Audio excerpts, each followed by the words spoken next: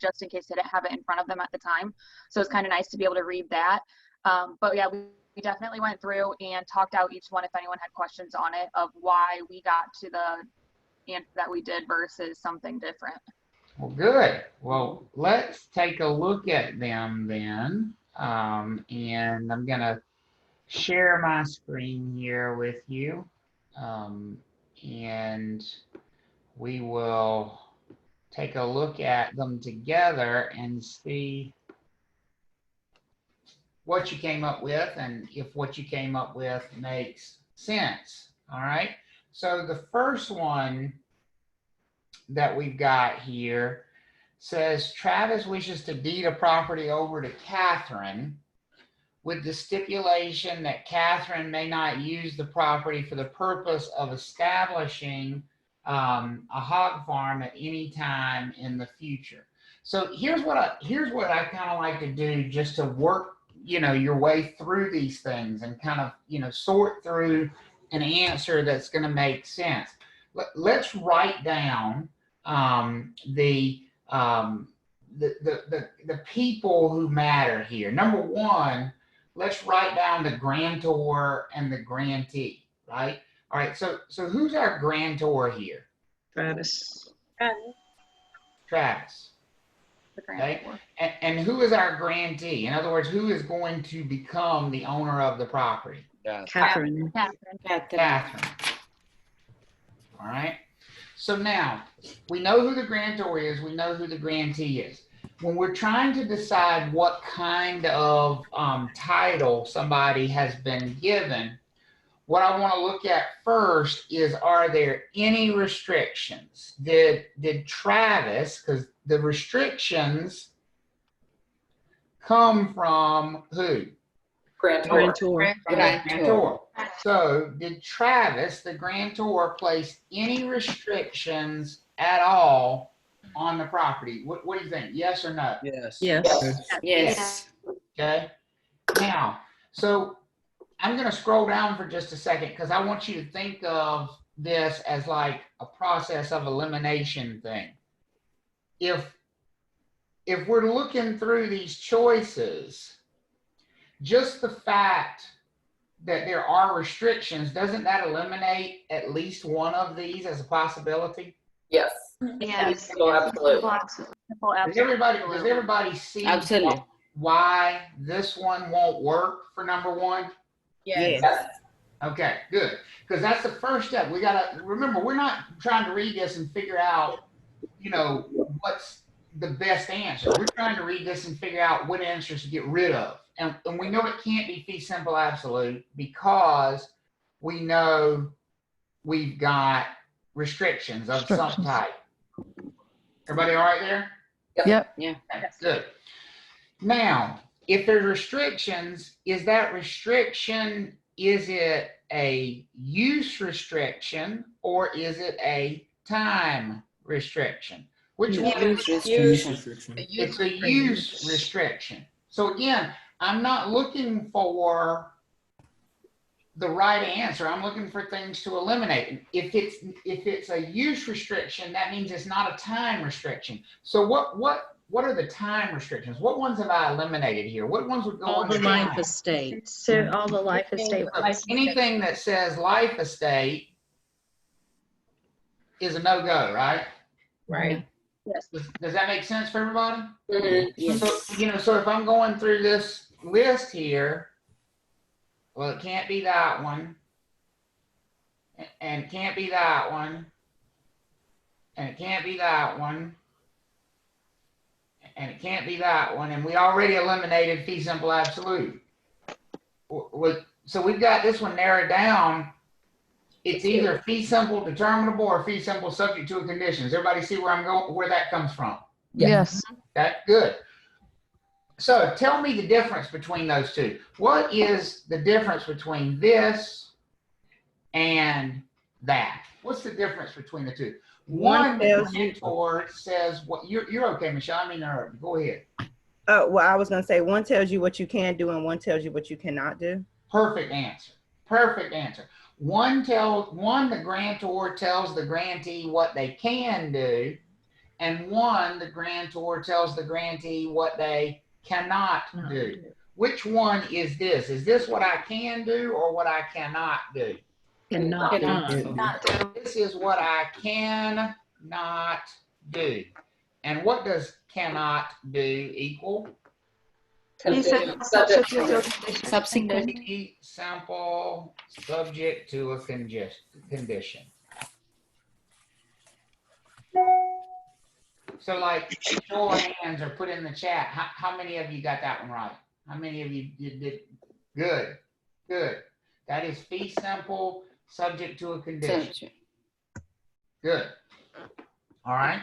Number 2, it says Yuchan is selling her family's farm to Bo, who will have ownership for a limited duration of time.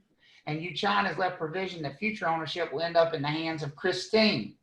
Bo's time of ownership will be limited based on his own lifespan. It's a lot of names, a lot of information. Start with the same basic. Who's the grantor? Yuchan. Yuchan. Okay. Who's the grantee? Bo. Bo. Bo. Okay. Has the grantor placed any restrictions? Yes. Yes. Yes. So we know it's not fee simple absolute. All right. Are the restrictions based on use or time? Time. Time. So we know it's some type of a life estate. Life estate. That make sense for everybody? Yes. Yeah. Restriction based on use, it would not be a life estate, but restriction based on time, it's a life estate, which narrows it down to 4 possibilities, right? We got conventional with a remainder, conventional with a reversionary, life estate pro attribute with a remainder, life estate pro attribute with a reversionary. So here's what I want to do. We know who Yuchan is. We know who Bo is. Another word for grantee in a life estate. Anybody want to take a stab at that? Remember those life estate names? What is Bo's other name? If he's the Life tenant. he is the life tenant. Okay. What's the other person we really care about a lot in a life estate? Measuring life. So is Bo also the measuring life? Yes. Yes, at this time. Right, because it says Bo's time of ownership will be limited based on his own lifespan. Does everybody see that? Yep. So Bo is not only the life tenant, Bo is also the measuring life. What kind of life estate is it when we have the life tenant and the measuring life be the exact same person? Conventional. It's a conventional life estate. So we're starting to fill in the blanks here. Now we just need to know what happens next. What happens when the measuring life dies? What happens when Bo dies? Because remember, we only care about, the only person who we care about dying is the measuring life. And that happens to be Bo. So when Bo dies, does it tell us what's going to happen with the property? Yes. Goes to Christine. It says future own. Oops, I didn't mean to do it that way. I meant to do it with a highlight, not a line. It says right here that future ownership will end up in the hands of Christine. If we know where it's going, if the grantor says from the very beginning, this is where it's going when it's over, is that a remainder interest or a reversionary interest? Remainder. That's a remainder. And so this is a conventional life estate with a remainder in it. Good. Good. Very good. Is anybody not, is anybody not seeing that, not feeling it, not, is it not clicking yet? Because this is the same process for every single one we're going to work through. This is how you do it. It's not clicking for me yet, but I'll get it. But so tell me what part's not clicking for you. it was just like, I was listening to you yesterday, taking notes and everything, but then when I got to this last night, it was just like a blur. Like I just Okay. everything that I had wrote down, what I had learned. That's fine. Yeah. I That's went back fine. on YouTube and I watched you on YouTube to try to get it, and I seemed like I got it until I got to the questions all over again. All right. Candace, I'm right there with you. Here's the thing. Here's the thing. That's fine. But where is it? I don't want you to focus on yesterday or last night. I Okay. want you to walk me through, because this is the only way I can help you. Walk me through what we just did right there. Where did I lose you? Or did it make sense right then? It makes sense when you did it right now in my face, Okay. but it's when I get out your presence that I'm. Exactly. Well, You know, so here's what we're gonna do, Candace. It's Candace, right? I want to make sure I'm pronouncing that yes, right. sir, it's Okay. Candace. So here's what we're gonna do. On the next one, hang with me, and I Okay. want you to work through the process. I want you to tell me, rather than me tell you what question to ask yourself first, I want you to tell me what question to ask yourself first. Okay. What I want you to do is I want you to see that you can do what I just did. Okay. You can do it, okay? So let's look at number 3, which is short. See, look how easy I am on you, Candace. I give you the easy one to work with here. It says, Omar has been gifted ownership of a property that will terminate upon his death. So what did we start with on the previous ones? What information did we write down first of all? The grantor. Have restrictions. The grantor and the grantee, The right? grantee, yeah. Okay. Who's the grantor here? We don't know. We don't know. We just know who the grantee is, That's which is exactly Omar. right. So who's the grantee? Omar. Omar. There you go. Now, what was the next question we asked ourselves? Any restrictions? Any restrictions? Are there any restrictions? What do you think the answer to that question is? Upon his death? So is that a yes or a no? Yes. I'd say that's a yes. Yeah. So Candace, right there, now that you know there are restrictions, which one is eliminated as a possibility here? What's the one form of ownership we have that has no restrictions whatsoever? Simple absolute. Okay, so that's not possible. Does that make sense? Yeah. Because there's restrictions, can't be fee simple absolute. Right. Right. So now we know there's restrictions. What do we ask ourselves about the restrictions? Is the restriction based on what or what? Time or use? Time or use. And which one is it? It's a restriction on time. It's a restriction on time. So tell me, what does that narrow it down to? Restrictions based on time, what do we call those? Life estate. Mm-hmm. See, she told me she didn't know how to do this. I mean, you know. Y'all see this, right? Yeah. Mm-hmm. Okay, so we know it's a life estate of some kind, right? Mm-hmm. Mm-hmm. So when it's a life estate, we got these all these other people we need to fill in. We need to know who the life tenant is, and we need to know who the measuring life is. All right, Candace, who's the life tenant here? Who is because the life tenant's the same person as who? Which one of these people? It's Omar. It's Omar. Yeah. Omar's the life tenant. Mhm. And who's the measuring life? Who's the one that we care about when they die? Omar. That's also Omar, right? Yep. So talk to me, when the measuring life and the life tenant are the exact same person, what kind of life estate is it? Remember, you got conventional and per attribute. I think it's pro attribute. Y'all help her out there. It's conventional. Conventional. Remember, when they're the same, that's conventional. Conventional. Okay. Okay. Okay. So this is a conventional life estate.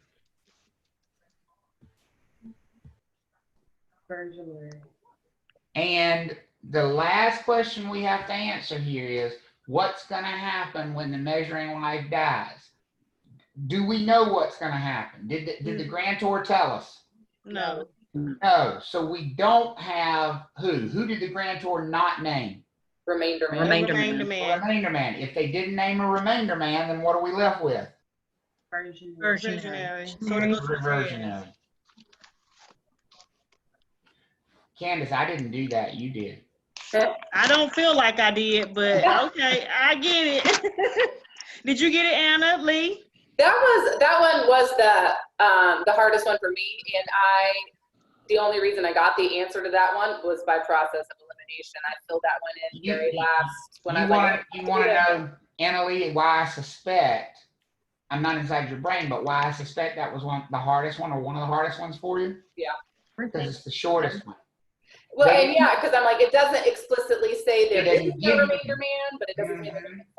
It doesn't give you the information, right? It doesn't give you the specifics. And so sometimes people are like, I need all the detail. It's the funniest thing about this class. People tell you, I hate these long ass questions. They give me half a page. And then you give them a 1-sentence question and like, well, you didn't give me enough detail. Well, pick your poison one way or the other, right? Yeah. And so I get it. To me, this is harder too. Because if you give me all the detail, I know I can find the right answer. Yeah. With this, though, you have to assume, if they didn't tell you there's a remainder man, what does that leave you with? Reversionary. Yeah. And so here's what I'm doing right now. Not only am I teaching you the topic, or at least trying to, I'm trying to teach you a mindset of how to go about answering the test questions, right? That to me, that's as important of a lesson as the actual this particular topic, because that's something you're going to take for every topic we do the rest of the class, is how to process of elimination, take things and throw them away, and just kind of continually narrow it down until I'm left. Because sometimes, here's the truth, Candace, Annalie, everybody, sometimes the truth is you can't really determine the right answer from the information they give you, but you can eliminate enough of the other choices that you're only left with one possibility. Right. If you got 4 choices and 3 of them aren't possible, and you don't know if the other one's right, but it's at least possible, then that's the answer they're looking for. And I know that's kind of unsatisfying, but it is the way they structure the test. Okay. All right. Good. On this next one, this is the one, number 4, that I think got me it got number 3 on people.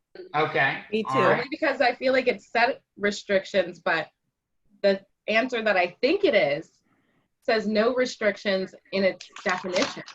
Mm-hmm. Yeah, So this is a trick question. This is not a trick question. Who said trick question? I do get trick it. question. It is a trick question. How about tricky? It's not a restriction from the it's not a restriction from the owner. Did not. Yeah, it's just a restriction from the state. You see this, right, Seth? They're teaching the class now. I don't even have to do it anymore. I love it. That's what this is supposed to be about. It's a community learning experience. And that's exactly, it says Sammy is purchasing a hunting reservation in eastern North Carolina. The state of North Carolina has rules and regulations regarding the use of such premises, as does Edgecombe County, where the property is located. The grantor of the reservation makes these limitations clear to Sammy, who proceeds with the transaction anyway. So grantor, who's our grantor here? Grantor. It's just Grantor. They don't tell us his name, right? We don't have a name for this person. It's just Grantor. Who is the grantee? Sammy. Well, Sammy. Now, here's what I want to point out to you. When we ask this question, are there any restrictions? Who are we always looking at? Yes.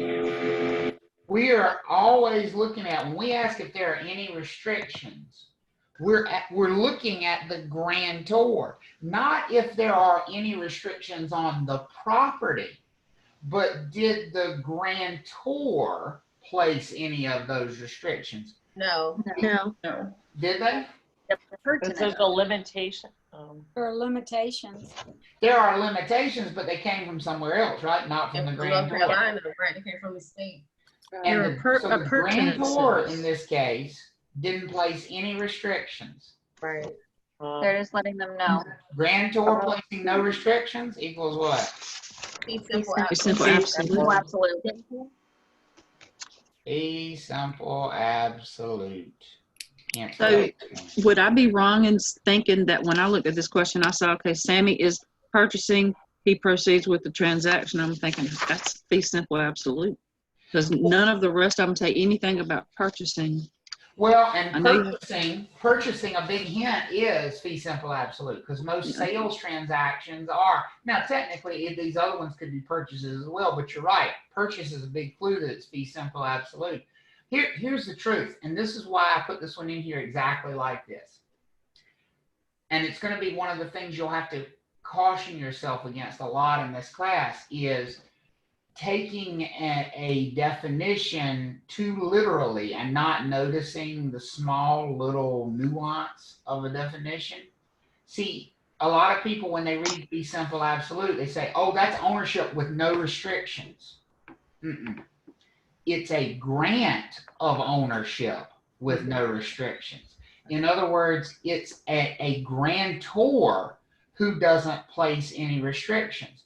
The truth is, you probably couldn't find a property in the entire United States of America that doesn't have any restriction. Think about what you'd be saying. There would be no fee simple absolute properties in the whole country. Certainly none in Wake County or North Carolina, because no matter where you buy property, aren't there going to be restrictions from the federal level, the state level, the local level, the HOA, you know, sometimes all of the above, right? And all the grantor can do in those transactions is say, here are the restrictions that were in place when I purchased the property. I'm just making you aware of them. I'm not placing these restrictions. I'm not placing any restrictions, but here's the rules you're going to have to follow. There's a difference between that and the grantor saying, I'm making this rule. I'm placing this restriction. Does that help? I know a couple of you, you had issues with that. Does that help as far as that goes? Yes, I had that same trouble. Good. This one is fee simple absolute. Okay.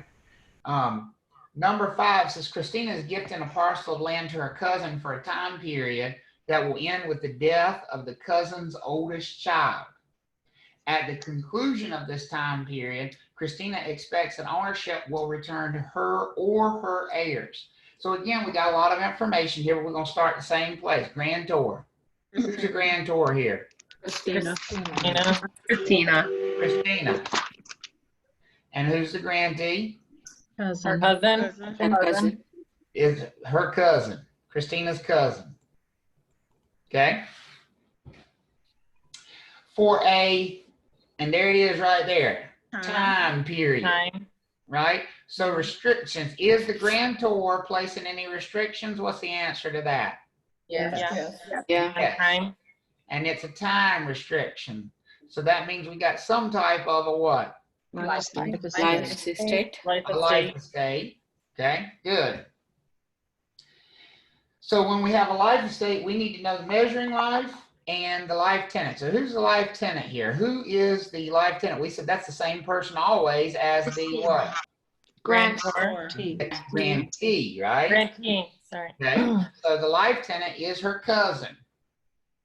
And it will end with the cousin is the life tenant.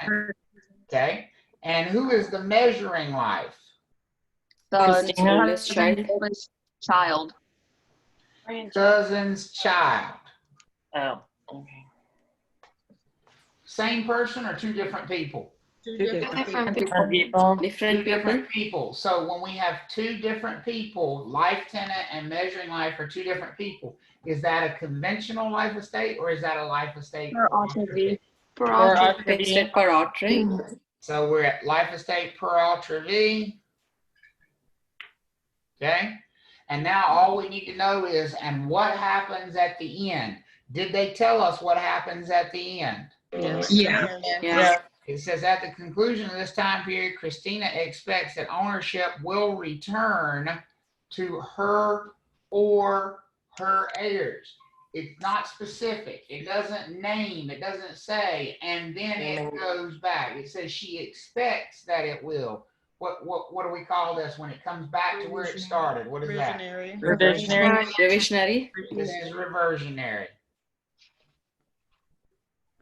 So this is a life estate par alter v with a reversionary interest.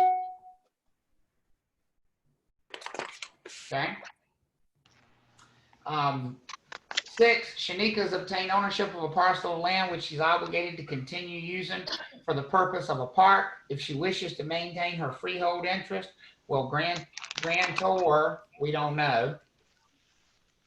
Grantee, Shanika. Okay. Are there restrictions that the grantor placed? Yes. Yes. Use restriction. Yes. Use of. Use. Okay. So that means we got fee simple determinable or fee simple subject to a condition. If it's a use restriction, we ask ourselves, did they tell us what we can do, or did they tell us what we can not do? Which one is it? What you can do. Can do. They told us what we can do. Can do. That is fee simple what? Determinable. Determinable. Exactly. Fee simple determinable. Good. Very good. Somebody sent me a question. I don't think it was meant to be private. The measuring life cannot change, correct? That is absolutely correct. On any life estate, the measuring life cannot change, okay? The measuring life is always going to stay locked in. It's always going to stay the same person. The life tenant can change because they could sell, and then you have a new life tenant. But the measuring life is always going to stay the same. So that's a good question. All right. And then finally, Teresa inherited ownership of a home when her mother passed away. Teresa's mother had inherited ownership of the home for the duration of her sister Tammy's lifetime. Tammy is Teresa's aunt and is still alive, though living in a nursing facility. Upon Tammy's death, ownership of the home will go to a charity located in Knoxville. Well, if you got all the other ones right, you got this one by process of elimination. But just to work our way through it, who is the grantor here? The mother. Teresa's mother. Teresa's mother, right? Mm-hmm. Who's the grantee? Teresa. Grantee is Teresa. Okay.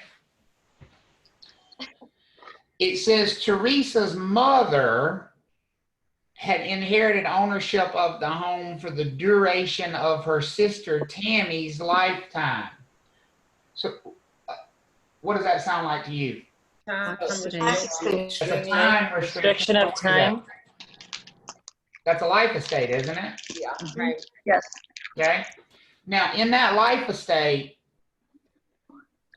I want to circle the life tenant. Who's the, in that highlighted sentence there, Teresa's mother had inherited ownership of the home for the duration of her sister Tammy's lifetime. Who's the life tenant? Who am I circling as the life tenant? Teresa. Teresa's mother, right? Yep. That's in that, just in that sentence. Take that life estate. So the life tenant equals Teresa's mom. Who's the measuring life? Tammy. Jamie. And that is Tammy. Now, the question we just had was, can the measuring life ever change? What did we say the answer to that was? No. No. So Tammy's locked in. Does everybody agree that Tammy's locked in? Yep. Mm-hmm. Is there a new life tenant on the picture here? Yes. Yeah. Who's the life tenant now? Teresa. Teresa is the life tenant now because she inherited it from her mother. So here's what we have. We have Teresa as the life tenant, and we have who as the measuring life? Tammy. Same person or two different people? Two different people. So what kind of life estate is this? This is per ultra-V. And now the last question, life estate per ultra-V, what's going to happen at the end? Is it going to be a remainder or is it going to revert? Remainder. It says upon Tammy's death, ownership will go to who? A charity. Charity. And we call that charity the Remainder man. Remainder man. So this is a life estate per ultra V with a remainder. I hope those are becoming a little bit better for you. Now, I don't want you moving forward to spend hours and hours studying this, because you probably see one question about this on the license exam. If you've invested this much time in it, hopefully you can answer that one question. If not, it may be something you have to say, okay, that's maybe not worth me continuing to invest hours in trying to get that one question right. But hopefully most of you have picked up enough where you can find little bits and pieces to eliminate answer choices. Even if you just figure out, okay, that's a life estate, and there's only 2 answers that include life estate, you got a 50-50 chance at that point. Anything's better than having a 1 in 4 chance. You always got at least a 1 in 4 chance. Your goal is to make it better than that. We'd love for you to get absolutely 100% chance where you know the answer. But don't feel like you failed if you can narrow it down to 2, because that's better than narrowing it down to 4. And that's the way you have to approach this test. Okay? Are we better on that? Yes. Good. All right. So let me stop sharing that then, and we need to pick up where we left off yesterday, back in chapter 2, and we need to finish chapter 2. Let me share that again.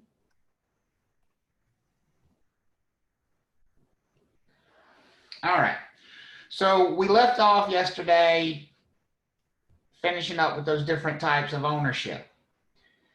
Now we want to, remember yesterday where I said there were 7 different types of ownership, right?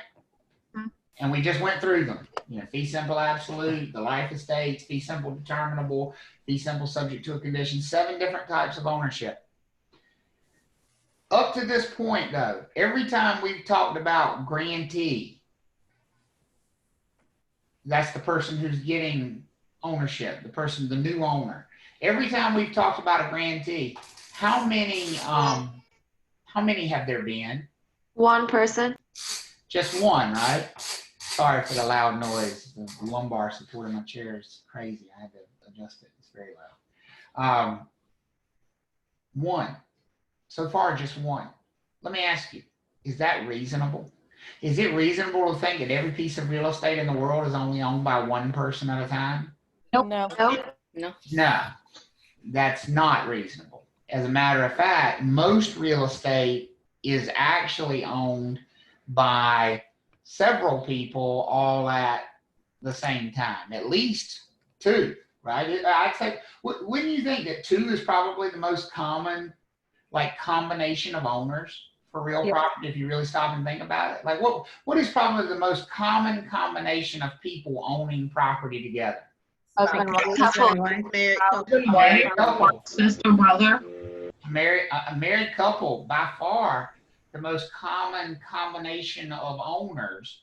Because if you think about it, something like 70% of the adult population in this country is married. And if they're married and they own property, odds are very high that they own it together. And so it's unrealistic to think that you have most properties being owned by 1 person. That's what we're going to add next to the puzzle here. We're going to talk about how the relationships work. Now, this is not different than what we just did. How you own property and how many people you own property with are 2 sides of the same coin. I own my house, fee simple absolute. But I do not own it fee simple absolute by myself. I own it fee simple absolute with someone else. Does that make sense for everybody? Yes. So what we're going to talk about now is the with someone else portion. of it. And that's called concurrent ownership. That's the terminology for it. Let's talk about first, before we get into concurrent ownership, let's talk about the opposite, which is one owner.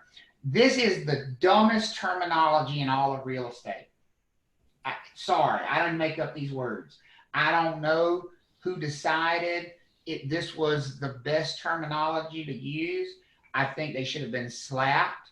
But ownership in severalty. How many owners does it sound like you'd be dealing with when you talk about ownership? Several. Like Several. Well, guess how many you're dealing with? One. One. Ownership in severalty is the same thing as sole ownership. One owner and only one owner. Now, I will tell you, once upon a time, I was a pre-licensing student myself. And the first time I came across this, I said, who the hell made that up? That's stupid. And so I tried to come up with a way for myself to remember that severalty meant how many? One. This may help you. This may not help you, but I'm going to share it with you because it was the one that for me in my brain helped me to remember it. I took the word severalty and I made it into 3 words. I said, when you have ownership in severalty, you have severed all of your ties. That's good. Thank you, buddy. You have severed or cut all your ties to somebody else. Does that make sense? Love it. So there's only how many owners? One. One. That's how I remembered it from 20 years ago, long time. See, we've been talking about the same stuff all these years. Never changes. Okay, so that's what we have dealt with so far is ownership and severalty. What we want to talk about now, though, is something called concurrent ownership. And concurrent ownership, and by the way, take a look at the chat. Seth is looking for a couple of you, Jessica and Anita. I just noticed that in the chat over there that Seth is hunting you for attendance purposes. So just if you're here, respond to him. Yeah, he said he's got eyes like a hawk. Well, I mean, you're sitting on the beach. You should be relaxed. And just as a reminder, that's what he does. So, you know, you do have to be here. He's watching. Concurrent ownership means more than one at the same time. That's what the word concurrent means. When anything that's happening concurrently. So if you were enrolled in 2 real estate classes concurrently, you would be taking 2 classes what? At the same time. At the same time. That's what the word concurrent means, just as a basic vocabulary word. So concurrent ownership means we have more than one owner. It could be 2, it could be 22, it could be 2022. More than one. That's concurrent ownership. And like everything in real estate, we had to have multiple categories of concurrent ownership. It's never enough just to have one category of something in this class. We always got to have multiple categories. And so what we have here is 3 different categories of concurrent ownership. And each one has its own separate little benefits, things that are good about it, things that are bad about it. I don't want you to look at one of these and go, ooh, yeah, tenancy by the entirety, that's where it's at. I mean, is it true that there are some good things about tenancy by the entirety? Yes. But it's also true that there are some crappy things about tenancy by the entirety.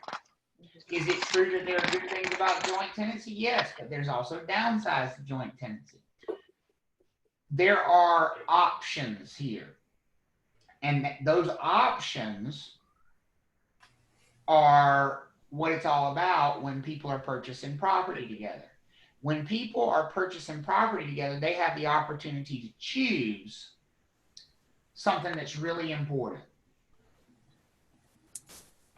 And we're talking about here at this point, what happens when one, not both or all, but what happens when one of the concurrent owners, concurrent means what now? More than one. More than one. What happens when one of them dies? See, that's the question we got to answer. That's the hurdle we're trying to get ourselves across here, is what happens when one of the owners dies. See, if there's only one owner, it's easy to figure out what happens when they die. You just look at their what? Will. Their will. Easy. Not so easy when you have more than one owner, because presumably they're not dying at the same time. I mean, that could happen. I mean, could you have a married couple killed in a car accident? Of course. And in which case you would treat it just like one owner at that point. If all the owners die at the same time, you're going to look at their will. But very often when you have concurrent owners, one of them dies before the other owners do. And we need to know what's going to happen with their share of the ownership. Is everybody with me on the problem we're trying to solve here? Yes. The solution to that problem is something called survivorship. Survivorship, I know I'm old and I get it. It's an old show, but it's still on. How many of you have watched Survivor on television? Every episode. I still love it after all these years, you know. But what's the object of Survivor? How many people are going to be left at the end of the game? One sole survivor. One.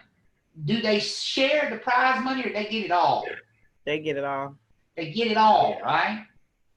That's exactly what happens in real estate if the owners choose to have this right of survivorship.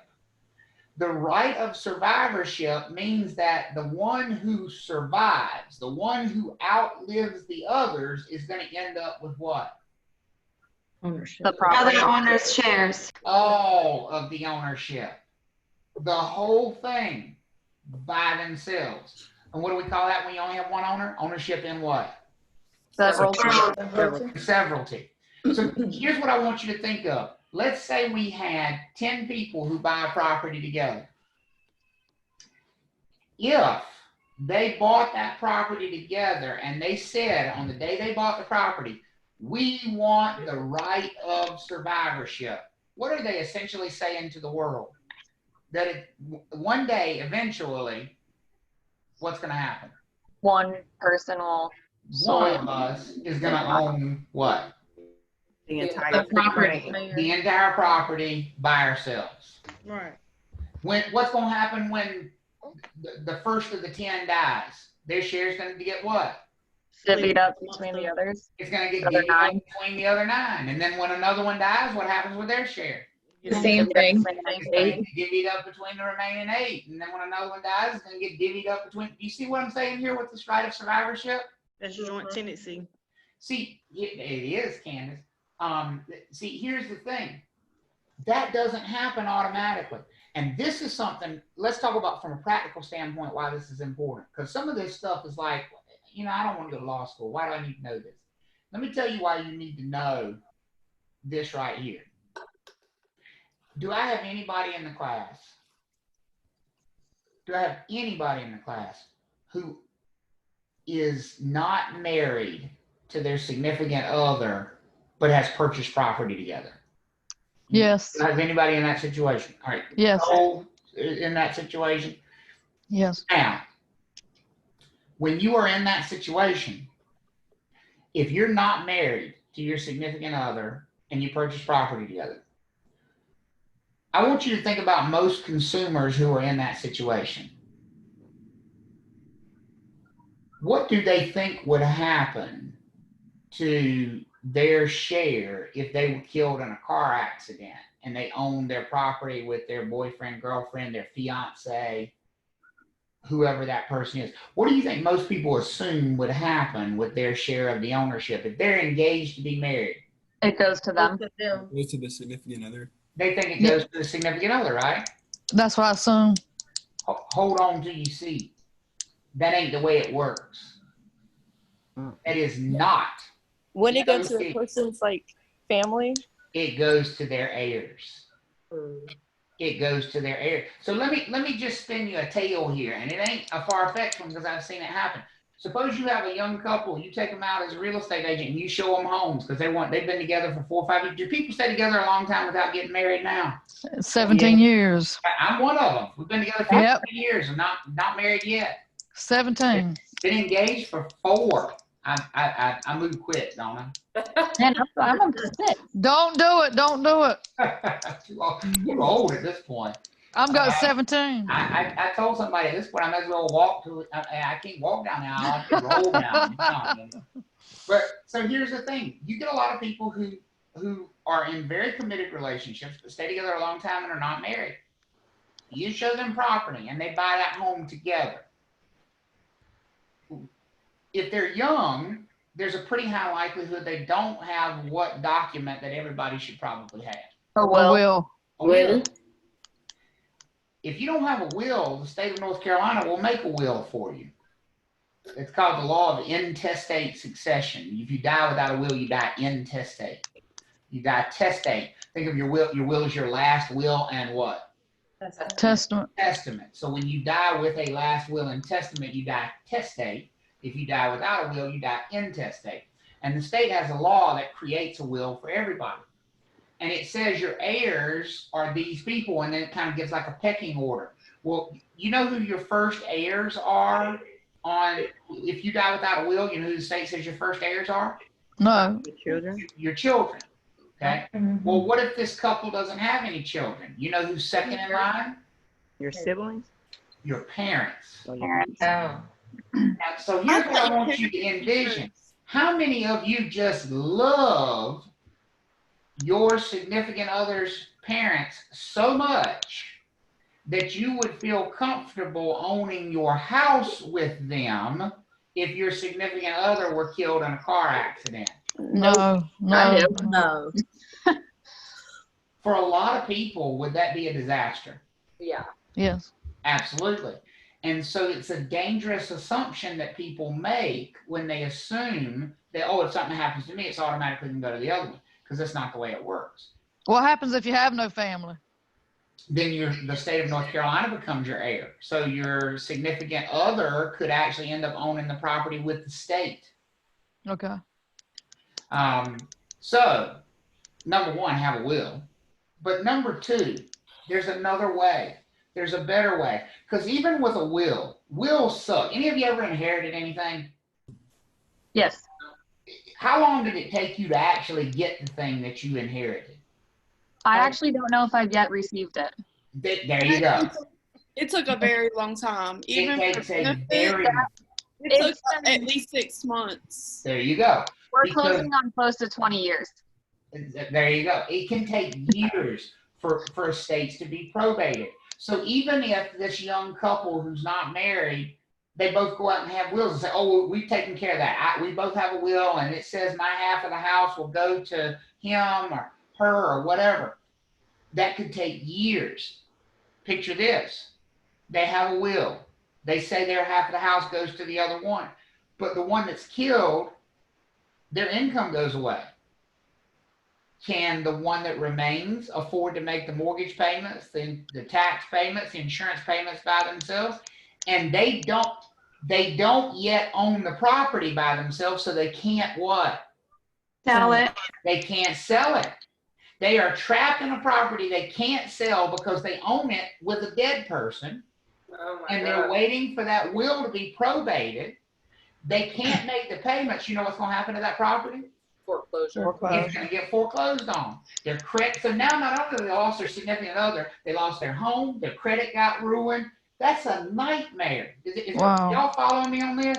Yeah. There's a way to fix that.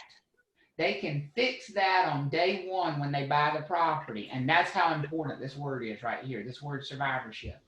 Because when 2 or more people buy property together, and they say on day one when they buy that property, we want the right of survivorship. What they're telling the world is that if something happens to one of us, who gets the other?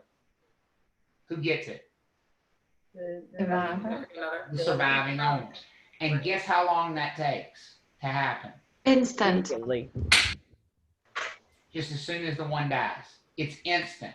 It is an instant transfer of ownership. We don't even open the will. We don't even care what the will says. You can't even write them out of the will. It don't matter what your will said, because if you say we want the right of survivorship, as soon as you die, your share of the ownership is going to go to the surviving owners. Is that clicking for y'all about how big of a deal this is? Yes. Okay. So the reason it's important for you to understand that is because you're going to have clients in that situation at some point, and you're going to probably want to say to them, now, here's something you're going to get on the test. Ready for a test question? Mm-hmm. You don't give advice about how people should take title. Even though you know that they should probably take title and ask for this right of survivorship, you don't say to them, now you need survivorship, because you're not a what? Attorney. You're not an attorney, and that's legal advice. But could you say to your client, listen, there's something you really need to know about ownership that an attorney could answer for you. So I'm going to have an attorney email you and give you some advice about how you should take title of this thing. Could you give that advice? Yes. Yes. Absolutely. There's a difference between the two. So you don't tell them how to take title, but you certainly advise them to talk to an attorney about how to take title, because you can save a lot of heartache here. I have a really good friend of mine. She's also an instructor in the state. And when she teaches this, she teaches it from a very personal standpoint, because she had clients who they were a couple. She sold them a house in about 2008 or 2009. They were not married because they could not be at that point in time. It's a same-sex couple. They bought the property together. And one of them was actually killed in a house fire, not at the house they bought together, but at a different property. Died of smoke inhalation at a friend's house and was killed. And the surviving person they didn't know about asking for survivorship when they bought the property together. And the surviving person ended up owning the house with this departed person's parents, who had disowned him years before, had not spoken to him in more than a decade, and intentionally allowed the house to fall into foreclosure, would not agree to help them sell it, would not, I mean, that happened.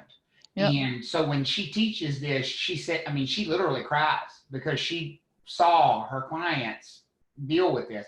And she says, you need to understand this. So this is going to be on the test, but it's really important from a practical standpoint. Are y'all with me on that? Yes. Okay. Yeah. So now that you understand this right of survivorship, we can go, I'm going to back up a slide here. This is how we're going to talk about these three different ways that people could own property concurrently.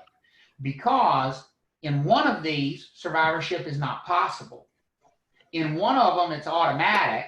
And in one of them, it's not automatic, but it is possible. And so that's how we're going to differentiate the three. Is everybody okay with that? Yes. Good. Travis, Sarah has a question in the chat. It's, could a broker explain what survivorship is if clients ask the question? So yeah, that's a good question. Could a broker explain what survivorship is if clients ask the question? You could explain what survivorship is, Sarah. Yes, absolutely. You could say, if they said, okay, well, why is this important? Here's what I would say. I would say, this is important because depending on how you decide to take ownership of the property, if something were to happen to one of you, you can decide, do you want the other one to have your share, or do you want that share to maybe go to your significant other's family?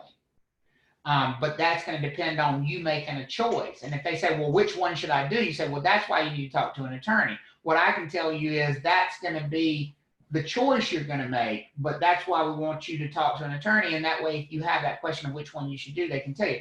Do you know which one they should do? Of course you know, right? Let me let you in on a little secret. You're going to know 99% of what attorneys know about real estate when you get out of this class. But because they have the JD behind their name, they get to give advice that we don't get to give. Even if we know what the answer is. listen, I have closing attorneys who call me all the time and say, hey, I just got this question from somebody. What should I tell them to do? And I will say to the closing attorney, you're asking me? They're like, well, you know more about this crap than I do. And so, but I even though I know the answer, I can't give the advice. So I hope that helps, Sarah. Yes, it does. Thank you. Yeah, good. Also, there's one more question. I'm so sorry. Sierra was just curious what a question like that would look like on the exam. I think you mentioned it was more so practical, but go ahead. Yeah, well, hold on to that. That's a good question, Sierra. Hold on to that thought till we get to the differentiation of the three, and then we can get more into what the questions will look like on the exam about these. I just wanted to kind of set the stage for you that the difference between the three is really going to be about this survivorship thing. But we'll definitely talk about that. Did somebody else have one? If someone does elect for the right of survivorship, where is that recorded that they want It that? is recorded on your deed. It is recorded on your deed. So if I were to pull up my deed, which is publicly available at the Wake County Courthouse right now, I could pull it up and share it. It will say as joint tenants with the right of survivorship right on the deed. Okay. Oh, wow. It's printed right there on the deed. So if this is the kind of thing, if I told this whole horror story and you're sitting there thinking, holy crap, that might be me, go look at your deed. It will tell you what you got, and you'll quickly know. Okay. So let's talk about survivorship and when it is automatic. That's called tenancy by the entirety.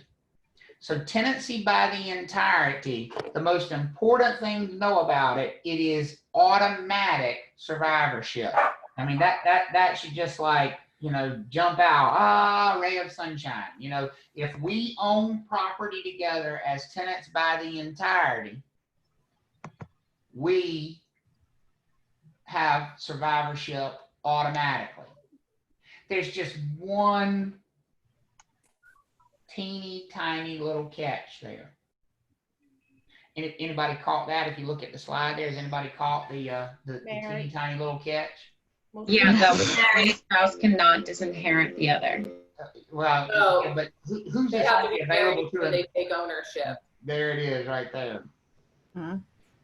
It's only available to people who are what? Married. Married. So the problem with tenancy by the entirety, trust me, if everybody could do it, then the people who wanted survivorship would just do tenancy by the entirety. But not everybody can do it. The only people who are eligible for tenancy by the entirety are married couples. Everybody okay with that statement?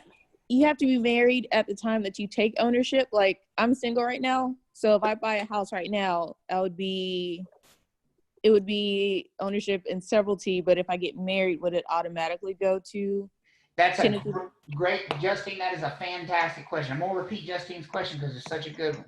Justine said, if she buys property right now, she's single, so it would be ownership in severalty because she'd be the only owner. Everybody with me on that, right? Right. And then she said, but what if I get married? Now, this is where there's an intersection of marital law and real estate law, and you need to understand the difference between the two, okay? I don't want to talk a lot about marital law, but I do need to say this. In North Carolina, and it's not going to be on the test, by the way, but just so you know, because you're going to need to know for practical purposes. In North Carolina, when you marry someone, you convey 50% ownership of all of your assets, unless you have a prenuptial agreement saying otherwise. You convey 50% ownership of all of your assets and all of your debts to your new spouse. The minute that marriage license is recorded, you have legally conveyed ownership. Now, here's the thing, though. If I go look at Justine's deed from when she bought the property, how many names is it going to have on it? One. Just one, right? You will have people who really believe that they still own their property by themselves because their name is the only one on the deed. Well, here's a news flash for you. Your name's the only one on the deed because there was only one of you when that deed was written, which was the day you purchased the property. Is everybody following me on that? Yes. Here's when you'll find out that there's another owner to that property, when you get ready to do what with it? Sell. Sell it. When you get ready to sell it. Because the closing attorney who's closing that transaction is going to do something called a title search. And one of the things they're going to research is the property. The other thing they're going to research is Justine. And when they see that Justine had a marriage license filed after she purchased that property, that has the legal effect of putting that new spouse's name on the deed to that property. Is everybody following me on that? So there is ownership conveyed, but that's not exactly the question Justine asked me. She asked me if that ownership was going to be as tenants by the entirety. This is a test question. That's why I love this question, because this is definitely a test question right here. That will not be tenancy by the entirety. Because if you look at that first bullet point that I've got an arrow drawn to on there, what does it say? Must be legally married when they what? Take ownership of the property. Take ownership of the property. When Justine gets married, she is going to convey 50% ownership to her spouse, but it won't be as tenants by the entirety because they were not married when she took ownership. Is everybody following me on that? Yeah. It will convey ownership, but it won't be as tenants by the entirety.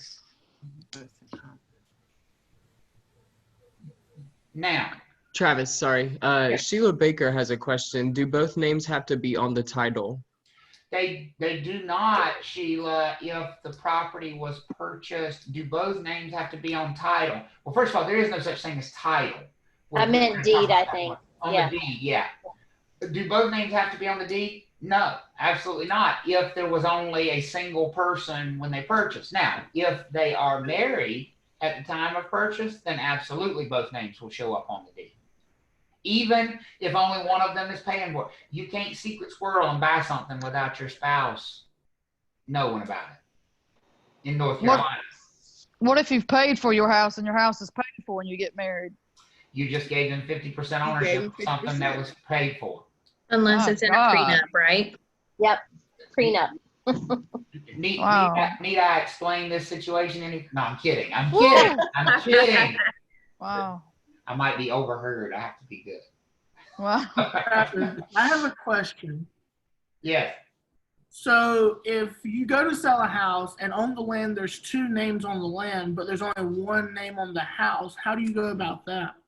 I'm not sure what you mean by that, Ethan. The land and the house are not two separate things. So I guess like if two people purchase the land, okay, and there's two names on the deed to the land, right. but say there's a manufactured home on the land.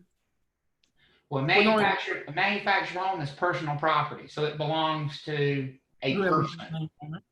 Yeah, but unless it's been converted to real property, and if it's been converted to real property, then it's part of the land. So the same people that own the land own the home. Okay. Okay. I get where you're coming from now, but if it hasn't been, so let me give you a different example, which I think will make it more clear to you.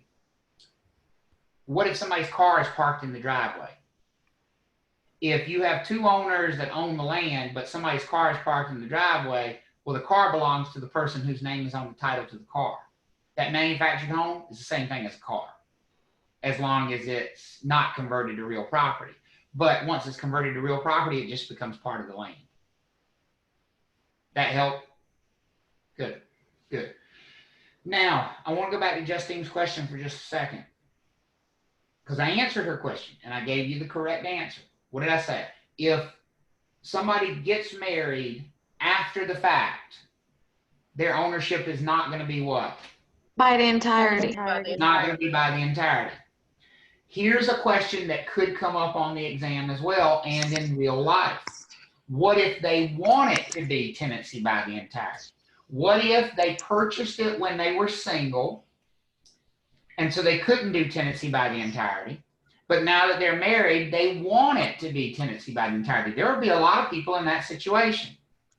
the question may come up, can they change it to tenancy by the entirety? And the answer to that is yes. They can essentially sell it to themselves. They can sell it as single people to themselves as a married couple for no money. They're basically just redeeding it to themselves. But now they're taking ownership while they are what? Married. Married, and so it will be tenancy by the entirety. Does that make sense for everybody? I have a question. Yes, go ahead, Sheila. So, if somebody purchases a home when they're single and they get married, they get ownership, tenancy in common. So if one of them dies, the home goes to their heirs. So it's going to be tenancy in common. That is correct. We haven't gotten tenancy in common yet, but your thinking is exactly right. If a single person purchases a property and then gets married and they don't do anything else with it, that ownership will be tenancy in common. That shared ownership. Yeah, it will. Okay. Are we good on this idea of tenancy by the entirety? Like who, at least, I'm gonna talk about it a little bit more, but at least who is eligible for it? Are we good on that part? Yep. Yep. Okay? So the two big things about tenancy by the entirety, these are two people who are married at the time of purchase. Everybody all right with that? Yep. And survivorship is automatic. They don't get to choose anything else. In other words, when one dies, what's going to happen to their share of the ownership? Goes to the other. Immediately. And that's going to happen immediately. Here's the thing. It doesn't matter what a will says. What if somebody wants to be nasty and write in their will, I hate my wife. I don't want her to get anything. They can't disinherit the other. You can't. Survivorship says it doesn't work that way. Is everybody with me on that? Yep. Yes. And that's going to come up in test questions.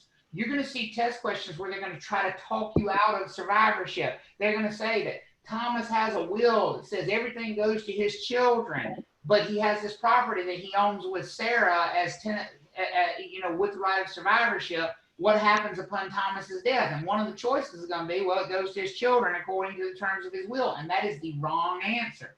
Because when survivorship is present, we don't even care what the will says. Is everybody with me on that? Because here's the truth. By the time the will even got read, Sarah would already own the thing. Because it happened when? Immediately upon his death. It happens immediately. Okay? Now, you notice here it says each spouse has 50% ownership. That is unique to tenancy by the entirety. Tenancy by the entirety is the only form of ownership where it has to be 50-50. That the shares have to be equal. Other forms of ownership, you could have two owners where one owns 90% and the other owns 10%. Everybody okay on that statement? Yeah. But now, let me explain what that means, because you're going to take it into an extreme that I did not say, and I know it's coming, so I'm going to prepare you for the exam, because this is where they're going to get you on the exam. If you have two owners, and they each own 50%, how much of the property can one of those owners use at any given time? 50%. All of it. All of it. All of it. For Yeah. how much time of the year can they use it? All of it. All of it. You don't put no piece of tape down in the middle of the house and say, this is your half and this is my half. Yeah. That is not how shared ownership works. And by the way, that's also true if they're unequal shares. If this was an unmarried couple and they could do the 90-10 split, that person who owns 10%, guess how much of the property they get to use? All of it. All of it for how much time? Forever. Yeah. All the time. Is everybody with me on that? Yeah. If you are an owner and you have any percentage ownership, you get to use all the property all the time. Is everybody all right with that? Yes. Yeah. Okay. So that's another way of saying the percentages only matter when you do what with the property? So. When you sell it. Is everybody okay with that? They only matter when you sell it, because the only time we're going to look at these percentages is when we start divvying up the money when somebody sells. Now, look at that statement again. Each spouse has a 50% share of ownership. So, this is where it becomes dicey. What if one of them pays for the whole thing? Yeah. What if one of them has the income and pays for it all? What if one of them has money they had when they came into the relationship? And if they buy it and they are married, they have what?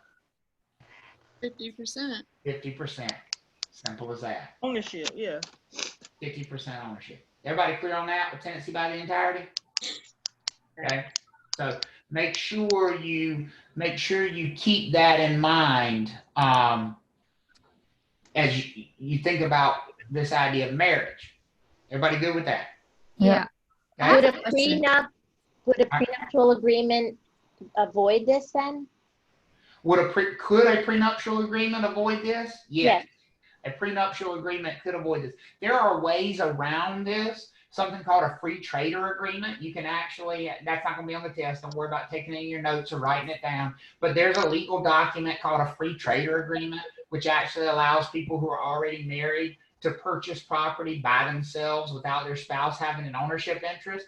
But here's the thing. Guess who has to agree to that? The spouse does. But Travis, can't you choose to have on the deed just when you are married and buying a piece of property, can't you agree to be tenants in common? You can. That's what I'm saying. Both spouses can agree. This is absent some type of contractual agreement otherwise, right? Okay. This is just what happens by default, right?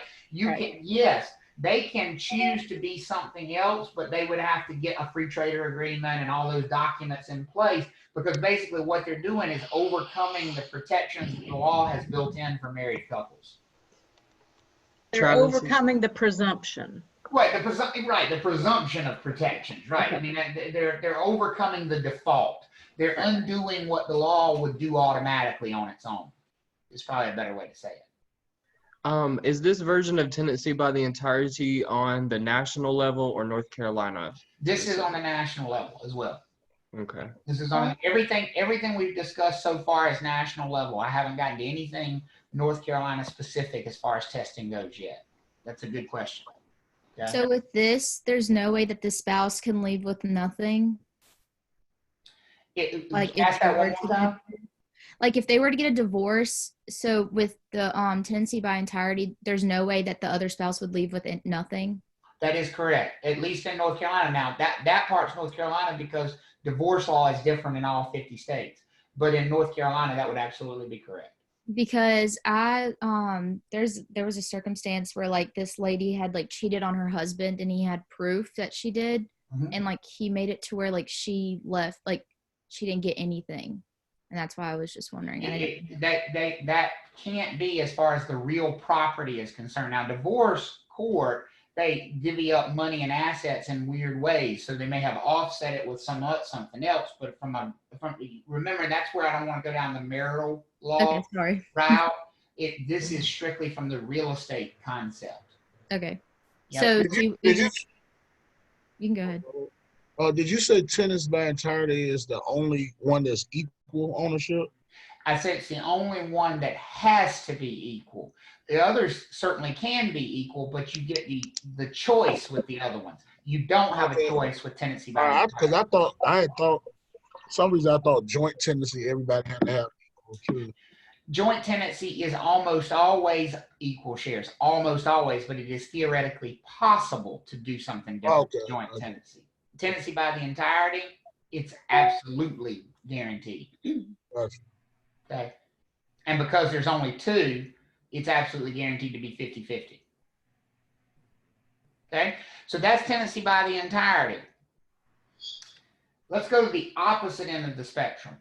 Remember, this is all about survivorship. Tenancy by the entirety has what kind of survivorship? Survivorship is what? Fill in the blank. Automatic. So what's the far opposite end of the spectrum for that? What's the opposite of automatic?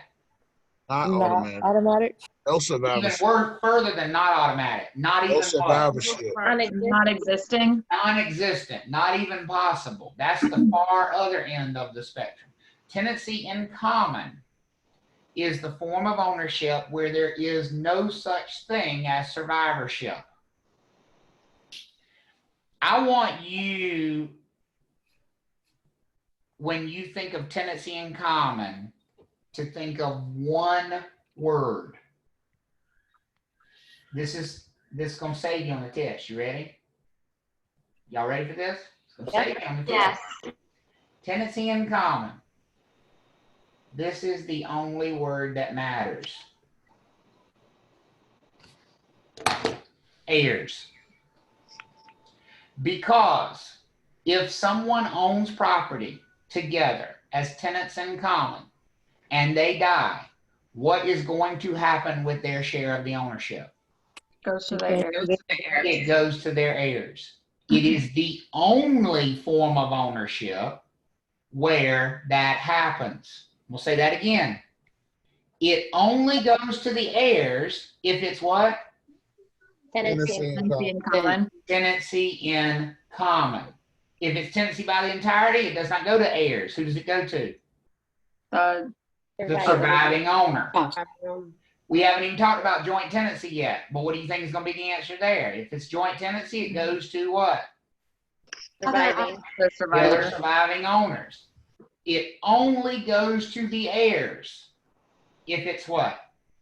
Tenancy in common. Tenancy in common. Because tenancy in common does not allow for survivorship. I have a question. Is it automatic upon death? Is what automatic upon death? The ownership, does it automatically go to your heirs, or do you have to go to court and probate? No, it's got to go to probate. That's what we mean when we say it goes to their heirs. It's got to go through the probate process. I have a question because I took that I took one of the quizzes and I think I missed that question, and it's something that was confusing me. Anytime it's tenants in common that get married, well, you know, if you get married, if you get property while you're married, it's going to be entirety. But if you get property first and then get married with the tenants in common, even though it goes to the heirs, aren't the other party or whoever the other the wife or the husband, aren't they still like eligible to get something just because you're married? You're asking me about marital law. See, that's where I have to shut it down. You're running down the marital law rabbit hole. Our job is not to figure out who's going to get the property past, is there survivorship or not? And well, on the question it asked, well, the reason why I asked is on the question on the slide, it had asked me a question about that. It said, so the question was, Mike and whatever her name is gets a property together. Well, they didn't get it together. Mike already had a property, and then he got married, and they were tenants in common. Yeah. Once one of them died, or once Mike dies, does the property go to his heirs and severalty, or does his wife have some ownership or something? And I put to his heirs and severalty, but it was wrong. It goes to his heirs. I don't know about severalty. It would only be in severalty if there was only one heir. Okay. Severalty means only one. So if there were multiple heirs, it would just go to heirs, but not in severalty. Yeah, but the answer was saying that it will go to his wife because they was married. That's what the answer was. His wife is his heir. Mm-hmm. That's what you're missing. His wife is his heir. If he doesn't have a will. Now, if he has a will that states otherwise, but again, you're down a rabbit hole and you don't even realize it. You're not just taking the question at face value, which is all you know is he's married. Okay, if he's married, guess who his heir is? His wife. His wife. So at that point, she's going to obtain ownership of the property not through survivorship, but as an heir. That's so really, I think because I know what you're talking about, Terry. I took that quiz too, and I missed it too. And I think it was hinging on the fact that the house was purchased after they got married. Yeah, that changes it. Well, it changes the method of how it's transferred. Yeah, exactly. Now it becomes an inheritance, not a survivorship. Yeah. So it's a fine line, and it kind of has the same outcome, but it's technically a different. That's exactly right. It didn't happen through survivorship. It happened because she was his heir. Yeah. It's just a different path. They end up with the same result, but it's a different path. Yeah. It's confusing. Okay. Tenancy in common doesn't allow for survivorship, but it's also the default for people who are purchasing property together. There is no, it's not like tenancy by the entirety. There's no rules. But there are a lot of rules with tenancy by the entirety. What was the first big rule? Had to be married. They had to be married at the time they purchased. They don't have to have any relationship to each other. Okay. Other rule in tenancy by the entirety, they had to have what share of ownership? 50-50. It had to be equal. No such rule here. Without those rules comes a trade-off. You don't have survivorship. There's one other rule about tenancy by the entirety that we didn't talk about yet, and I specifically didn't bring it up, and I want to talk about it now. Look at this last statement here. It says one spouse cannot disinherit the other, and I want to pay attention to this part, or do what? Sell their share independently. Sell their share independently. In other words, how many of you have ever heard the expression, it takes one to buy and two to sell? How many of you have ever heard that expression before? That refers to tenancy by the entirety. In other words, if you buy it and you're married, you can go out and buy it by yourself all you want to, but legally you purchased it with who? Your spouse. With your spouse. And therefore, when you get ready to sell it, who do you need? Your spouse. Your spouse. And you can't decide you want to sell your half because you don't like your spouse anymore. Is everybody all right with that? Mm-hmm. Yeah. Here's why I have to walk you through that, because you're not going to understand the impact of that this next statement until it really hits home what I'm saying can happen. There's no rule about that in tenancy in common. Meaning, how many of you, anybody in here got dating somebody like seriously but not married? Yeah. Brittany, I saw your hand come up first. Brittany, if you bought a property with your significant other, Mm-hmm. and y'all got in a big blow up fight, Okay. how would you feel about your significant other selling their half to somebody that, I mean, maybe you hated, like intentionally selling their half for $1 to your worst enemy? We'd be having some issues. Guess what? Like, we'd be having some issues Jesus couldn't handle at that point. There ain't Amen. there ain't a thing in the world you can do about it, because in tenancy in common, every person, it's every man or woman for themselves. You can act individually, even though you own the property together. If you want to sell your share to somebody, the other owners can't do a thing about it. Could that So what I'm hearing is basically, like, you know, we had stated earlier, purchase the property by myself, and then just keep it in my name, leave him out of it, and get a prenuptial agreement. and get a prenup. There you go. Okay. Amen. So tenancy in common, you can sell you can sell your share at any time to anybody. That's it.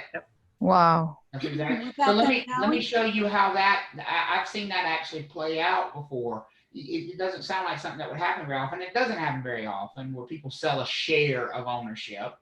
But let me explain one that happened. Somebody called me a couple years ago and they said, I got to tell you about this deal. They were down at the coast in Emerald Isle, and 4 families had bought a beach house together. I guess none of them could afford it themselves, and they had bought this $1 million beach home together, and they've owned it for like 20 years. And they have this whole calendar system worked out where this one, you know, they share week, you know, this, you take this week and I'll take this week, and it's worked for 20 years. They all love each other. They all get along great. One of the families wanted to sell their share. Now they went to the other 3 and they said, look, would you like to buy us out? We'd like to sell our share. No, we don't think we will. Well, they thought that meant they couldn't sell their share. It doesn't mean they can't sell their share. They sold it to some random ass family that nobody knew Wow. And they didn't play nice. Guess what weekend they wanted? Every weekend. All of them. Gosh. And what did I say about when you have an ownership interest? How much of the property can you use? 100%. All the property, and how often can you use it? All the time. Whenever you win. So now you have 4 families that own this thing and one that won't get out. And there was nothing those other 3 owners could do about it. That's the danger of tenancy in common. I mean, wouldn't a more like, because that, I feel like that's an extreme measure. I mean, it is. Granted, you know, I know it's going to happen, but wouldn't like a more like realistic example be like ownership of land, like pieces of land? Absolutely. So you can share, like you can go ahead and sell a portion of a land to like a developer or someone, or because like I know at least in Harnett County there is a lot of homes being built right now just because of Campbell University, like they need houses for students.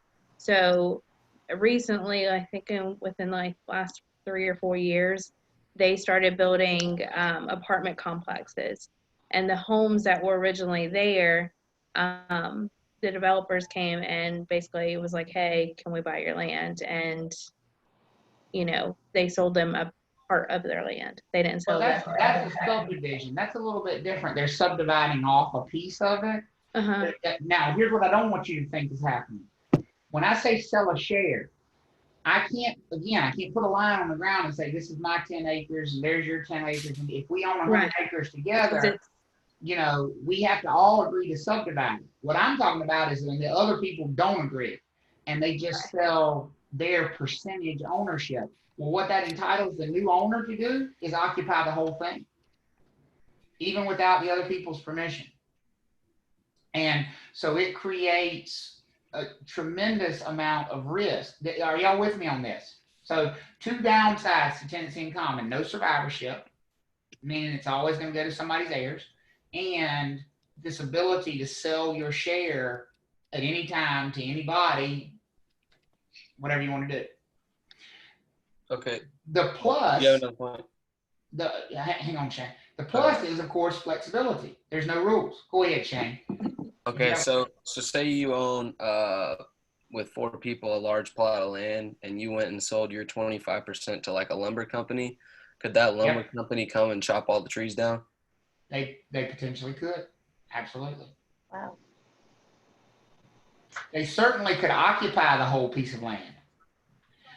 There may be some dispute about what, you know, whether they would have to share in the revenue from the trees, but it could create a potential mess. It absolutely could. Okay, but that's tenancy in common. And by the way, this is the default method of multiple ownership. Concurrent ownership. If you're not married and you buy property together, you're going to get tenancy in common, unless you ask for something different. Do you think people might want to ask for something different than this? Yes. Yeah. And that's where joint tenancy comes in. I have a question. Go for it, Cassie. Let's say you're a regular person like me. I didn't know about any of this stuff before I started this class. How are they gonna know? You mean the consumers? Right. Or is it our job to tell them, like? That's why we're teaching you. You don't want to give them advice and say you should be a joint tenant, but you can certainly say to them, you should talk to an attorney about how you take title to this thing. Okay. So their real estate attorney should, okay. So yes, it's our function as their agent to advise them to talk to an attorney about how they take title. Now, we don't probably need to give that advice if they're married, because if they're married, they're going to be tenants by the entirety. Barbara asked a really good question about like what would be a good side of doing the tenancy in common. That is a good question. What's a good side of doing tenancy in common? Flexibility. Sometimes you want flexibility. What if we have, and we're going to talk about it in a little while. What if I told you there was a type of property ownership where you might have 100 people who don't know each other own a big piece of property together? They've never met each other, don't know each other, don't want to know each other, but they own property together. Isn't it like a timeshare? That's what I was gonna say. Isn't that like a timeshare, I'm talking even about like a condo type thing too? Condominiums. Yeah. With a condominium, guess who owns the complex? HOA? Nope. All of them. All of them together. Yeah. And by the way, Sarah, that is the same thing as the HOA, but I have to say note to that because as long as I say yes, you'll assume that the HOA is something different than them together, right? Okay, so HOA is everybody. That's it. A condominium complex is owned by everybody who owns a unit in that complex together as a big group. Well, those people don't know each other. They don't have any relationship with one another, and they need the flexibility to be able to sell their share anytime they want to without whose permission? Everyone else. Without everybody else's permission. And so that there is a time and a place for tenancy in common, for sure. So and if also, I was going to say, if you get a client that wants to buy a beach house with another family, you would never recommend tenancy in common. You would do joint tenancy. Well, and now let's talk about that. You probably don't want to do joint tenancy either. And let's talk about why. Joint tenancy brings back into the picture this what? Survivorship. Think of it, Sheila. If there's 4 families who buy a beach house together, do they want their share when they die to go to the other 3 families, or do they want it to go to their children? Their children. What did I say was the only type of ownership where you could leave your ownership to your heirs? In common. Tenancy in common. Tenancy in common. So here's the real answer to your question, Sheila. They shouldn't be buying property together like that in the first place. They are creating a nightmare for them. They are. Potentially. Because there is, now, could they have all kinds of legal agreements and stuff that guides, if you want to sell, then you have to offer us your share first? Yeah, they could put all that in place, but it's going to be really expensive. And most of them who go into that don't take all those steps.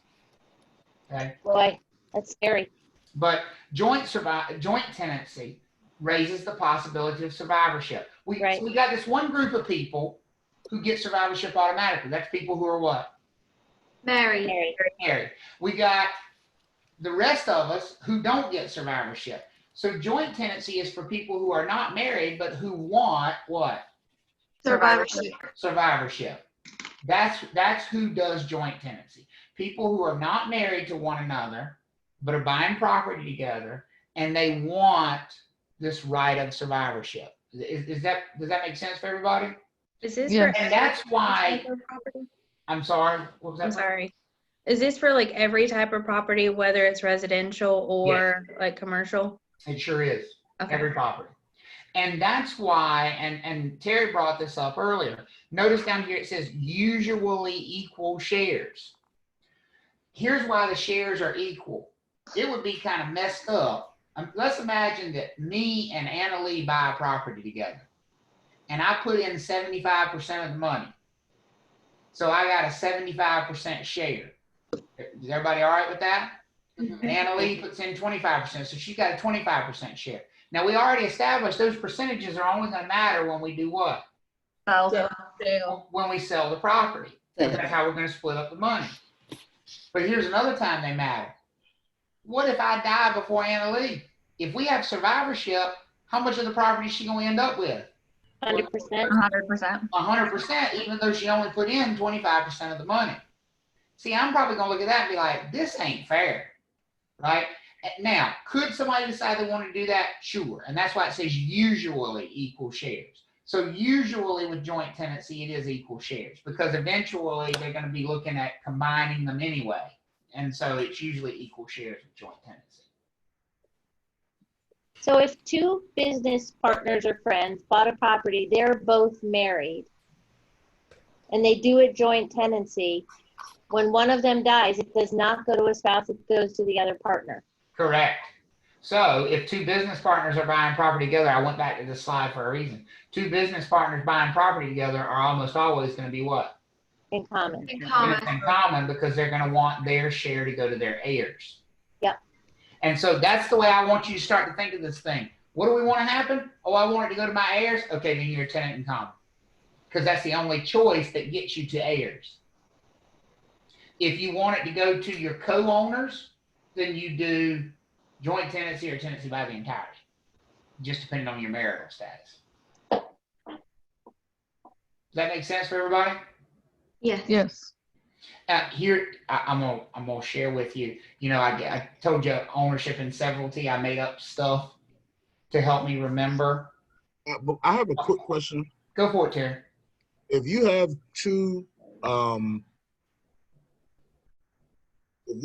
two people who set up ownership as joint tenants, and one tenant doesn't die, but they sell their property, that would just switch it to tenants in common.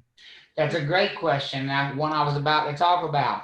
Notice it's here. It says requires that joint tenants purchase when? At the same time. Same At time. the same time. So, can a joint tenant sell their share? The answer is yes. But that new person, that new owner, cannot come in as a joint tenant because they did not purchase at the same time. They come in as a tenant in what? In common. So let me give you, I'm gonna give you an example. I'm just gonna use three people that are in a row here, and I'm sure they're in different orders on everybody's screen. But I've got Jory, Brittany, and Annie side by side on my screen right now. So let's say Jory, Brittany, and Annie buy property together as joint tenants with the right of survivorship. Everybody with me on that? Yep. Yeah. So most likely they each own what share? A third. A third, right? Now, Jory decides that she wants to sell her share. Can she do that? Yes. Yes. Yes, she can. So she sells her share to Elizabeth. So now we still have three owners: Elizabeth, Brittany, and Annie. Is everybody with me on that? Yeah. Brittany and Annie, did they buy at the same time? Yes. Yeah. And they were what? And they were what on that original deed? Joint Joint tenancy. Joint tenants with the right of survivorship. They still are. They are joint tenants with the right of survivorship with each other. But Elizabeth, because she came to the party late, she is a what?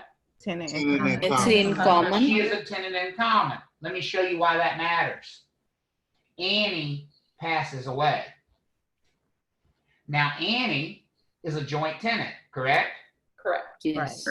What happens when a joint tenant with the right of survivorship passes away? Their share goes to the their other heirs. surviving joint tenant. Not all of the other owners, but just the surviving joint tenant. Joint tenancy. So Annie's share is not going to be split between Elizabeth and Brittany. It's going to go where?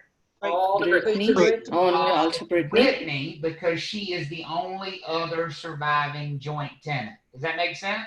Yep. And so what we're gonna I have a end up question. with is Brittany with 2/3 and Elizabeth with 1/3 as tenants in common. But can you override that in the purchase, in the document, the deed? Could in other words, could Elizabeth come in as a joint tenant when you purchase? You could, as long as Brittany and Annie agree to it. Agreed You to would it, all okay. have to re-deed at the same time to be joint tenants. I Do agree. Brittany and Annie have to agree to sell, to give permission to No. the third owner to That's sell? a different issue. They They do can not. sell without permission. You can always sell without permission in every form of ownership except tenancy by the entirety. Okay. Now I'm going to give you my little mental trick that I played. You know, I gave you the severalty one earlier, right? You know how you could remember severalty was just one, you severed all ties. Here's how I remembered that heirs doesn't go along with joint tenancy. Because that's where they're going to try to get you on the test. They're going to. Oh, you got clothes in here. Hang on, there. Is it done? All right. Here's how I remembered on the test that heirs goes with tenancy in common and never with joint tenancy. You ready for this? Okay. Now, some of you gonna have to think. Some of you this will click immediately, but some of you might have to think. I told myself I would never give a joint to my heirs. Yeah, that's in the notes. You know, and so That's right. Remember that. If you had a joint, you might share it with somebody, but not with your heirs. You just wouldn't do that. So joint tenancy does not go with heirs. Heirs goes with tenancy in common. That's funny. If that's useful for you, you take it. You know. Yeah, it is. Okay. So with all of this information, so we're actually practicing. We're allowed to educate our clients on these definitions, but we just can't. I can't tell you which one you want to choose. That's exactly right. I can't tell you which one to do. I can tell you what the differences are between them, but I can't tell you which one you should do. So when they say, well, what is the difference between tenancy in common and joint tenancy? You could say, well, the difference is, whether your share would go to your heirs and your will, or whether it would go to your significant other over here that you're buying the property with. That is just a definitional thing. It's when they say, well, which one should I do? That's advice, and that's legal advice. Now, there's certain advice we're certainly qualified to give. We're qualified to give advice about pricing and offers, and that's what we're licensed for, but not legal advice. You can go in and have that like little discussion with them so that, when they go and talk to the lawyer, they know a little bit more about what's going on, and it's not like a shock. And here's the real truth of it. We almost always advise them or give them an attorney to consult with anyway, because most of our buyers are not gonna, when you say, oh, you need a closing attorney, most buyers don't go, oh, I know exactly who I'll use. What are they gonna do? They're gonna look at you and go, do you know anybody?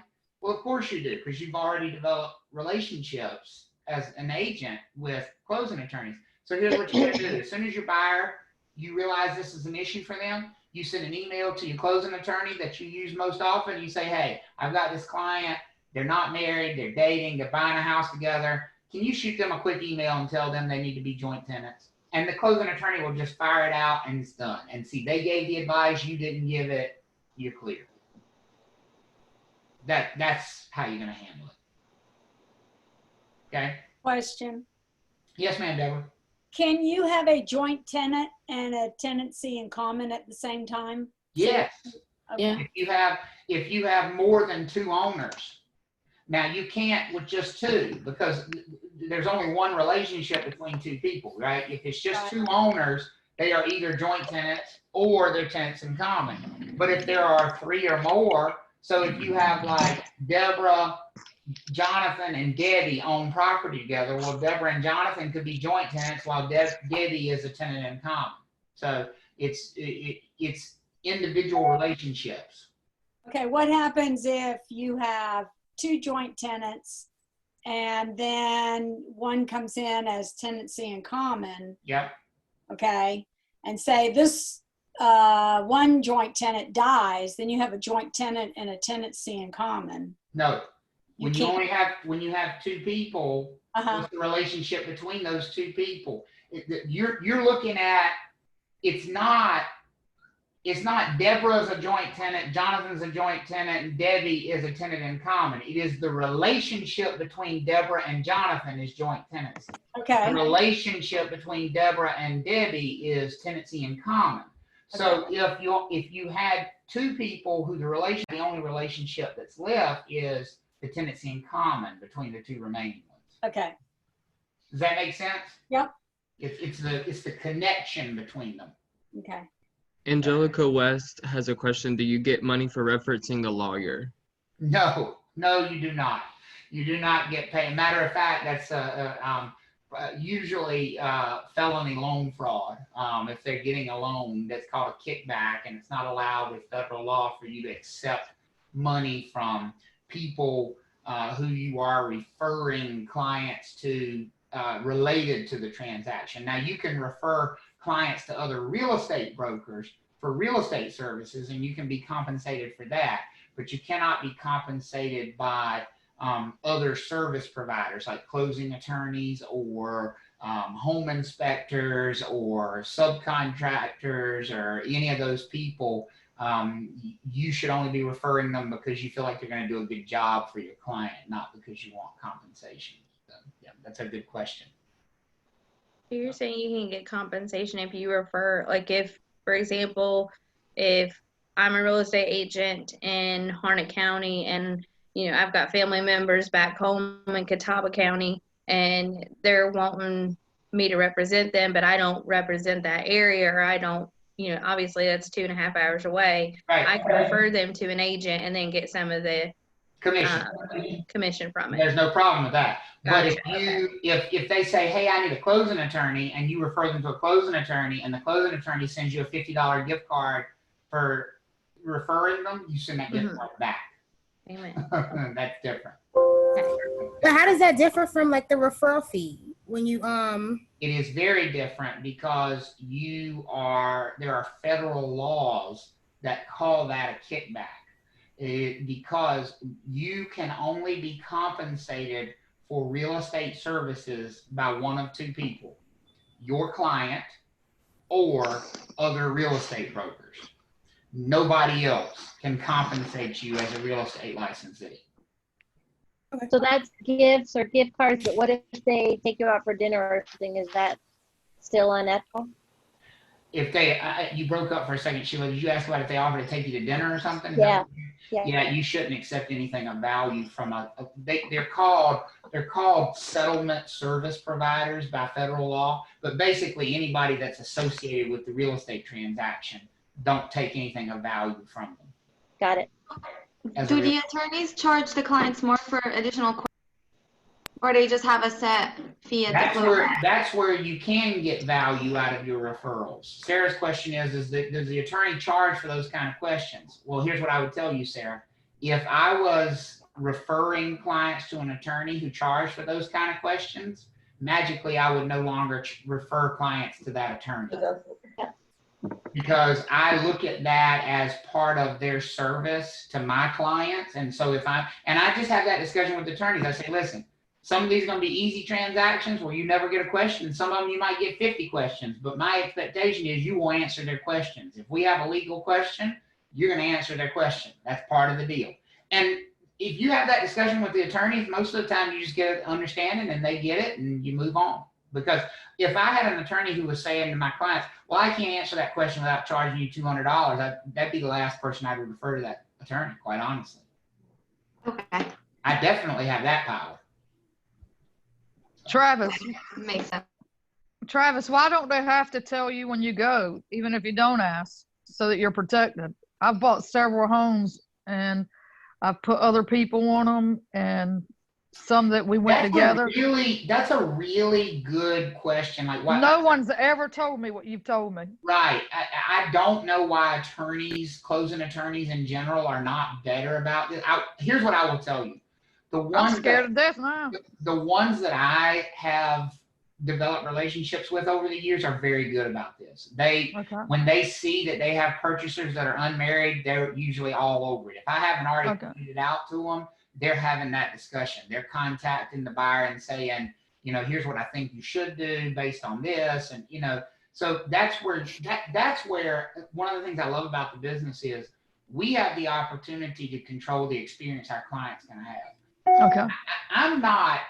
Let me tell you, I'm not great at all parts of the real estate transaction. What I'm really great at, though, is delegating to great people. Okay. Like, you know, when I list a house, I don't measure it. I don't take pictures. I got a kick-ass photographer. I got a great appraiser. So all I do is I have these lists of people that I've developed relationships with. And so, I mean, I just took a new listing yesterday and I sent out the email to the appraiser. I need you to go out and I need you to measure the house and I need an appraisal. I need pictures, and the photographer's already gotten in contact with the homeowner and they've scheduled to do drone photography and do all those things. It becomes more of like a taskmaster type thing, you know, and that's where we have the real ability to impact the transaction in a positive way for our clients. Because if I find that an attorney's not giving that kind of advice, if I'm sitting there at the closing table and I'm sitting there about to squirm out of my chair because I'm thinking you should be saying something right now, that's the last closing I'm going to have with that attorney. Okay. And I'll tell them why. Okay. So. I have a question to follow up with Cole's question. So the closing attorneys are most of the time the buyers, representing the buyers. Yeah, in residential transactions. In commercial transactions, usually you will see both parties have representation at the closing, but in residential, usually just the buyer. Okay, so if the broker does not mention to the buyers that the attorney is representing the buyers, that automatically means that the attorney is representing the buyer. By default, yes. By default, in North Carolina, the attorney is representing the buyer at the closing. Thank you. Yeah. If there's only one attorney there, that's the buyer's attorney. All right. So, all right. I think that is a great time to take a break. I've talked for a while now. So I've got, let's see here. I've got about 10 past, or I got 11:11. Just say 11:20. How about that? It's 11:12 now. That's 8 minutes. So 11:20. How about that? Okay. All right. Thank you. Thank you. Yeah. And then I'm going to share this from my end, and we're going to go through it, and hopefully you all came up with some good conversations there. Let me get this shared real quickly. All right. All right. So let's talk about number one here. It says, Sam and Lisa purchased a home together 2 months after they were married. What is the type of ownership that they have? This one's pretty straightforward. Would y'all agree with that? Tenancy by entirety. This is tenancy by the entirety. And because all we need to know is that they were already married at the time they purchased. Right. Okay? That's the kind of one you hope to see on the exam. Number two says, in the above question, this is a second marriage for Sam, and he has a will that states his children will get all of his assets upon his death. What does this do to the status of the ownership if Sam were to die before Lisa? So Nothing. Absolutely nothing. Automatic survivorship. That's exactly right, because the tenancy by the entirety means automatic survivorship, so it makes no difference whatsoever that he has a will. Okay? So because he had, like, it doesn't matter anything, he has a will that he wants it to go to his heirs because he is married, it's just going to go straight to his wife. That's exactly right. That's what survivorship does. Survivorship basically circumvents the will process. Now, not for all of his assets, but just for that one property that we're talking about. We're not talking about, you know, if he's got other assets and things that he had before they got married. That's for somebody else to figure out. But for this one property, this home that he purchased together with his new wife, it's not going to matter that his will says all of his assets go to his children. That one asset is going to go to her through the survivorship. Even if she died before he did? I'm sorry? Like if she died before he did, then would it go to his heirs? Well, yes, because if she died before he did, then he's going to be the owner in severalty, right? Yes. And so then in the future, at the point in time he passes away, if it's in severalty, it has to go to his heirs. Okay. All right. Number three, Brad, Sally, and Kevin purchased a 20-acre property together without specifying the type of ownership they would like to have. Brad owns 50% of the total property, with Sally and Kevin each having 25% of the total ownership. Based on this information, what will be the legal status of the ownership if Sally were to die? There's a few clues here in this. Somebody volunteer something you saw as a clue to what type of ownership this was. Without specifying the type of ownership? Yeah. Without specifying the type of ownership. That's a big clue. Because if you don't specify, then it has to be one of two things. If you don't together. If you don't specify, you're either going to get tenancy in common. Which one, tenancy? You can't get joint without asking for Or it. tenancy by the No, entirety. or the entirety. Tenancy by the entirety. But they're not married. They're not married. So how But, would it be but exactly right. You can only get tenancy by the entirety if you're what? married? Married, and they're not. So what do we know right there?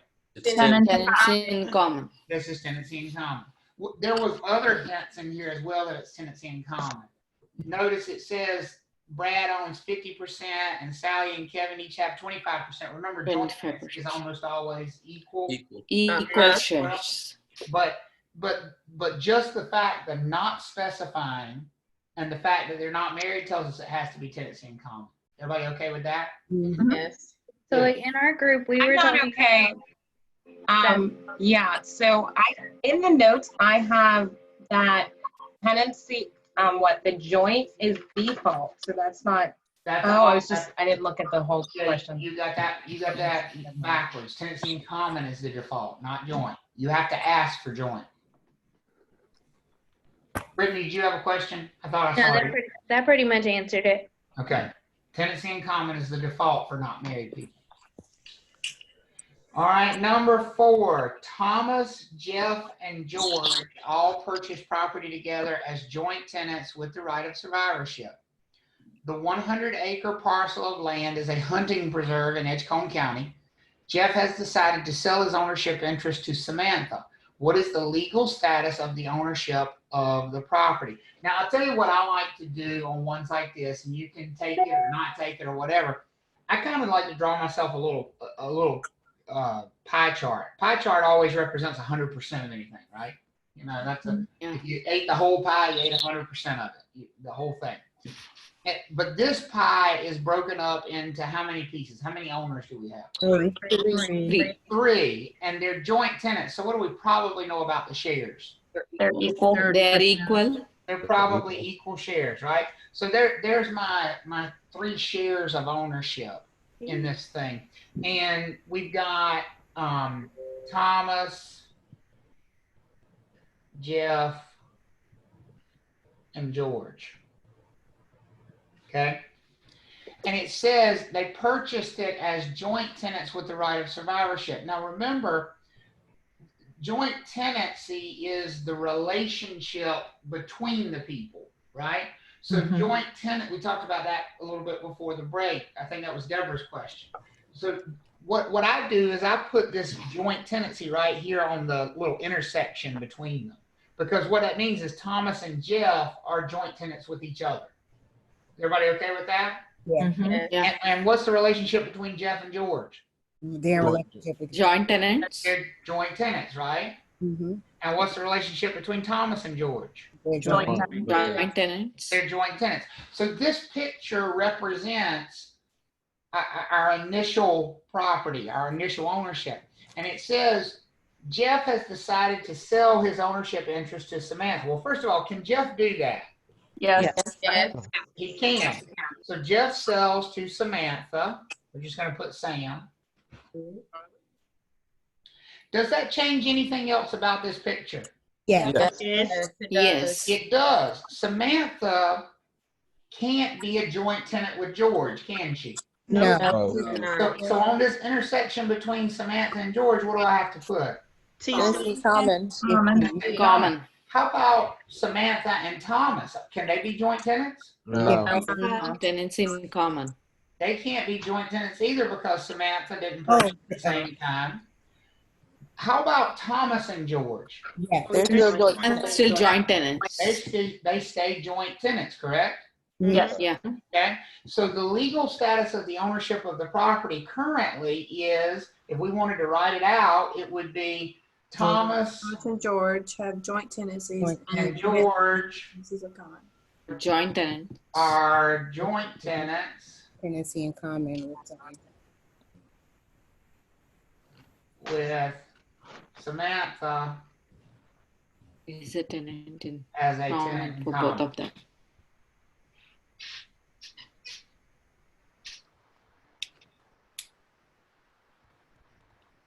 Right? Mm-hmm. Everybody good on that? Yes. Yeah. And then we see this last little question here. In the above question, what would be the legal status of the ownership if Thomas were to die after the sale of Jeff's portion to Samantha? So I'm going to redraw it just so we know what we're working with. Here's what we've got before. We've got Thomas and George and Sam. Thomas, George, Sam.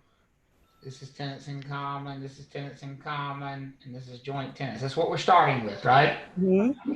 And what do they say is happening? Thomas dies. Thomas dies. So Thomas is gone. What's going to happen with his share? They're going to go to George. Because they have the right of survivorship. Mm-hmm. Doesn't it look just like that? Yep. No, George owns it all now. Not all.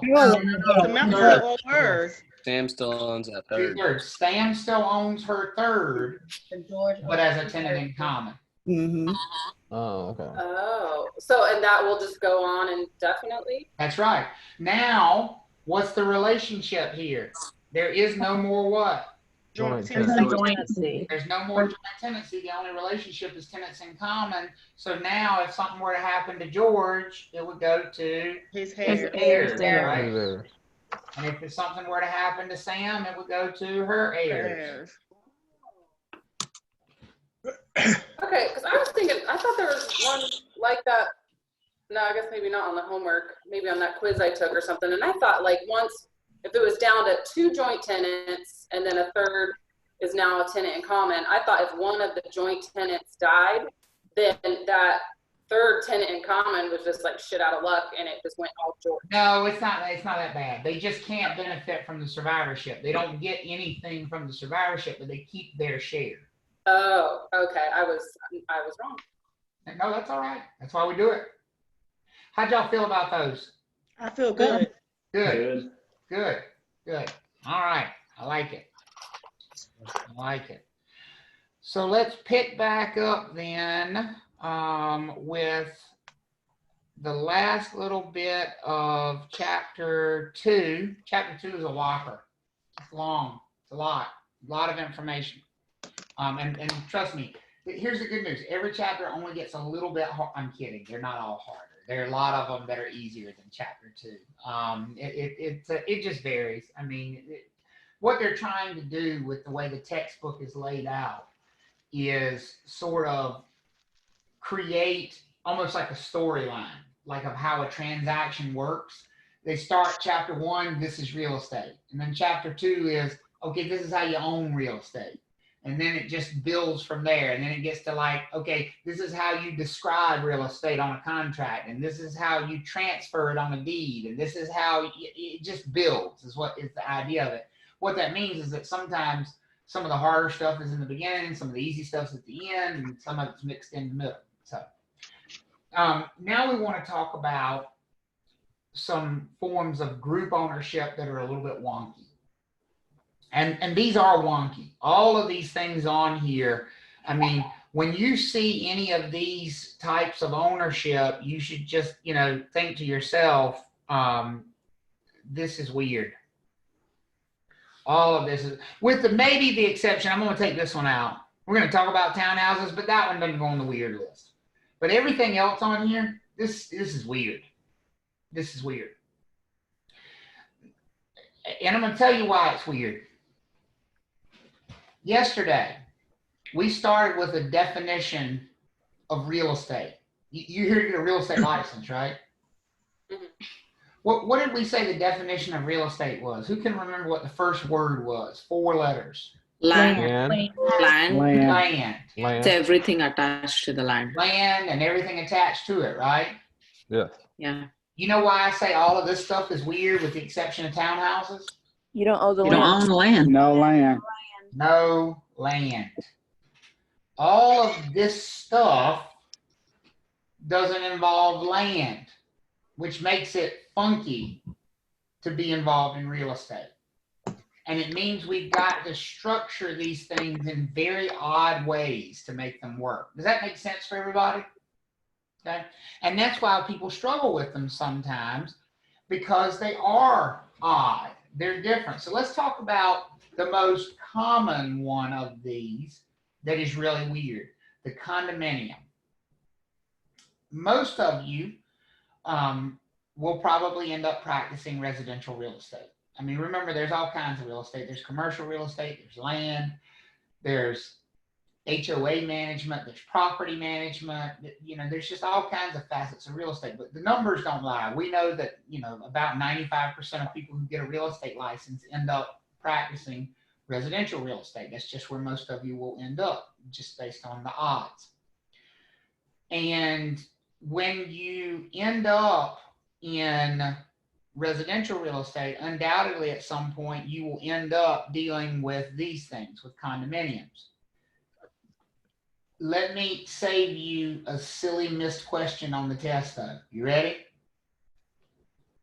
Condos are not just residential. Yeah. Can we have commercial condos? Yes. Yes. Yes. Can we have manufacturing condos? Yes. Can we have vacant land condos? Zoned as condos? Not zoned, actually titled as condos. Sure. Yes. Any piece of real property can be created as a condominium, because all a condo is a way for a bunch of people who don't know each other to share ownership of the same piece of land. See, the problem is when we focus on condo, when I say, oh, I'm showing a condo, here's what I'm focused on. This right here, that unit. Does that make sense for y'all? That's what I'm focused on when I say I'm showing a condo? Yeah. That's not what the law is focused on though. Everything we're about to talk about is focused on this.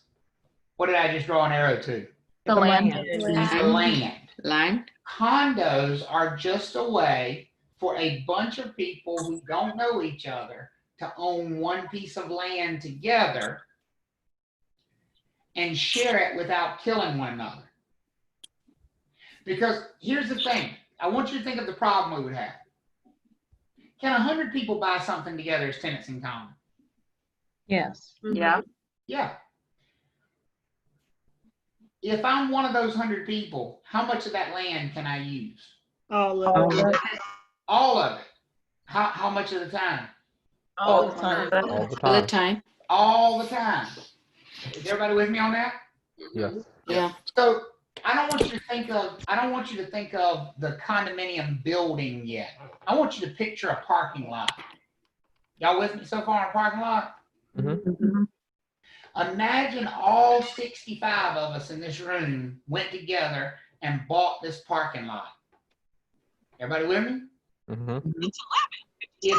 If we, I swear I just heard Elmo talk. I don't even know what that was. I'm sorry, it was my wife. It was Mickey Mouse. Oh, it was Mickey Mouse. I thought it was Mickey and Minnie. Somebody has a very high-pitched, happy voice today. If we buy that parking lot together, and Anna Lee wants to park out there, can she park? Yeah. Yes. In which space? Wherever she wants. Anyone. Oh, does she have to limit it to one space? No. If she got 10 cars, can she park 10 cars out there? Yeah. Is that going to be a problem though for the rest of us when we run out of space for us to park and we have just as much ownership as she does? Yes. This is the problem when you have a bunch of people who own property together. What if I told you there was a way that all 65 of us could buy that parking lot, but we could have assigned spaces? This is Anna's space. This is Elizabeth's space. This is Deborah's space. Now, who owns the parking lot? The answer is what? We all do. We all do. So who's going to pay to maintain the parking lot? We all are. We all are. Who's going to pay taxes on the parking lot? We all are. We all are together. But Anna can park where? Wherever In her In designated space. her spot. Don't you get in my spot. You park in your spot. See, this is the way. Remember earlier where I told you can't put tape on the ground and say this is your side, this is my side? This is the way you put tape on the ground. That's what a condo is for.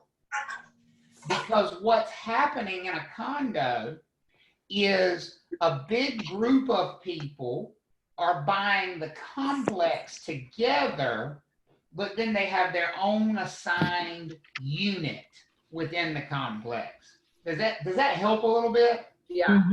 Yeah. So when we ask you who owns the land in the condo complex, what's the answer? All the time. Everyone. Everybody owns it together. When we ask you who owns the buildings, what's the answer? Everybody. Everybody owns it together. Now I'm gonna dig a little deeper.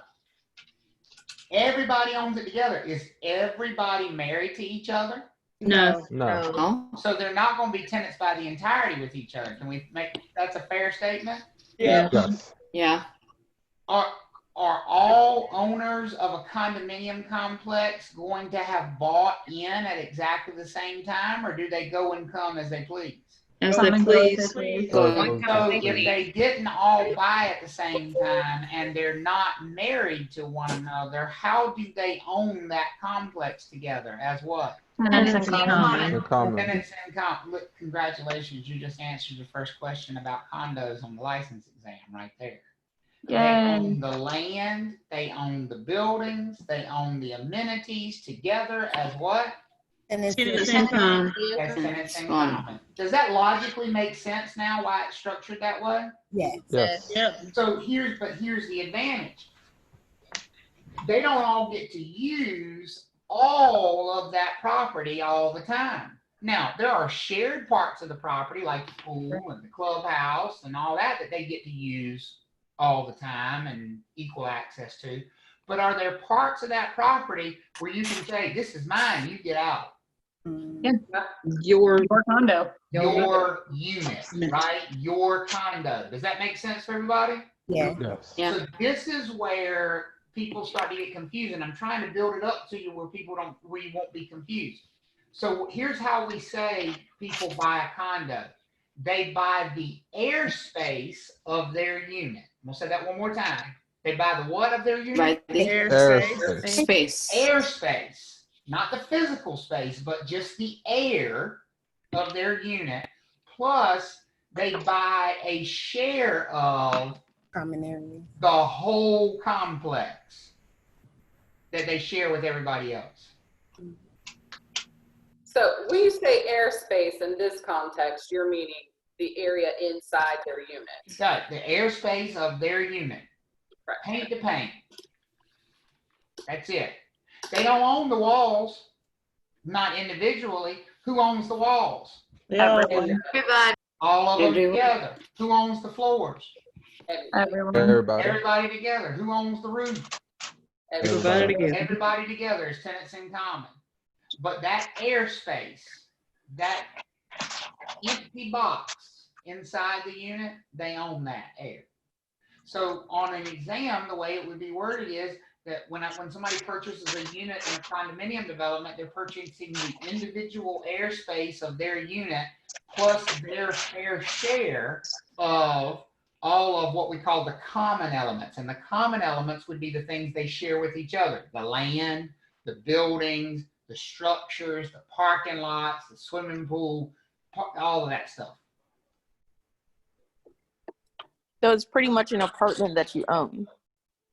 It is. It is to in large extent an apartment you own. And it's structured this way to make the cost of ownership lower.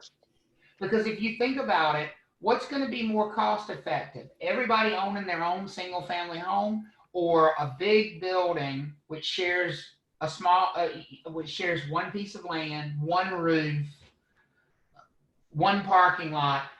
It's much cheaper per person to share maintenance on something like that than it is for each person to individually maintain. Right. And so they're more cost effective. They allow for a lower cost of entry. Here's the downside to a condo. the place needs a new roof. Who would normally put a roof on a house? The owner. The owner. Who would put a roof on a condo? The owners. The owner. Don't say HOA, because that's going to kill you on this test. Who is the HOA? The owners. The Owners. Is it easy to get 100 people who don't know each other to agree to put a new roof on that building? No. Especially when there's 10 buildings out there and only one of them are leaking. Because the people who live in the building that leak want the new roof, and the people in the other 9 buildings are like, ain't bothered me. Yep. I ain't putting in on that. But we all have to pay for it together, correct? Right. Yeah. Now, why do we have HOAs? Because we need a way to herd the cats. We need a way to take 100 or 200 or 500 owners and have some semblance of order among them. Some way that they all can pay into one pot of money and we can decide how to spend that money. And that's why they create. Is it necessary to have an HOA? No. But it'd be almost impossible to imagine how condos would function without one. So would it be like in a gated community how you have an HOA? Because, for example, in Carolina Lakes, here in Harnett County, and then you have Carolina Trace. So I don't know if you guys are familiar with those, but they're both gated communities. They both have a very strict HOA that you have to pay yearly fees to live there. And then that money goes to repairs of like the amenities that are there and stuff like that.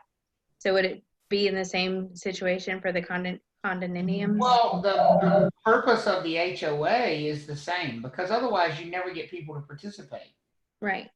There'd always be, and listen, there are plenty of examples where we should have an HOA, but we don't. And nobody likes them, but nobody's found a better way to do it either. Because let me ask you this question. You said it was a gated community. So guess who doesn't maintain those streets? The police. The state doesn't. Yeah. The owners do. Well, why not just pass the hat? Why not, if there's a pothole out here, we just go around and collect some money from everybody. Everybody will chip in, won't they? Surely. Everybody will make you wouldn't have 1 or 2 jerks in the neighborhood that wouldn't pitch in, would you? No, definitely. Absolutely. Yes, you would. Always.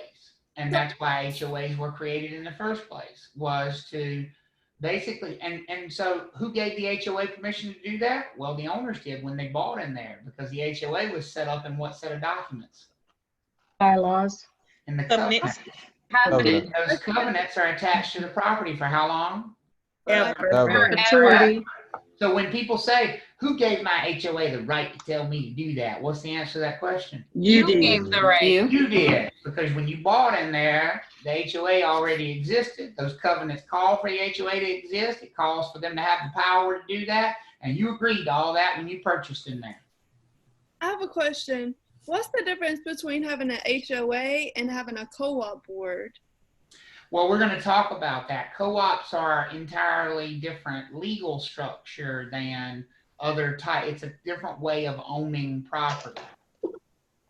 But in a co-op board, they can approve and deny who gets to live in that building. Because it's a different type of legal structure. Correct. Okay. So with the condos having HOA fees and it being like the tenancy in common, they couldn't have any type of survivorship. So ultimately, the people who built the building, it would be theirs, right? No. Why are you drawing that conclusion? I'm not sure where you're getting that from. I'm not sure either. Because I guess because the common goes back to the heirs. Okay. So if somebody who owns one of those, if somebody who owns in the condominium development dies, their share of the condominium development goes to their heirs. I understand now. I was trying to make the connection between development and the current owners. I wasn't taking the fact that the developments are already over. The people now are the owners. Okay. Now we've transitioned to it being owned by a bunch of different individuals. Okay. All right. Okay. So Do we have to pay property taxes on this land? Yes. Yes. Not on the land, on the unit. Or does it unit the whole thing? Land. How are the property taxes going to be paid on the land? It's not part, but it's just their unit, right? Somebody's got to pay property taxes on the land. Yeah, someone's got Yeah. to pay. All the It owners does. pay that. It's pay our mortgage. Everybody together. They Right. all own it together. Who pays property taxes? The owners. How many Yeah. owners are there of this land? 100. 100. Yes, there are, and they all have to collectively pay it. Well, why don't we just go around every year property tax time and just say, okay, your share of the property tax is $125?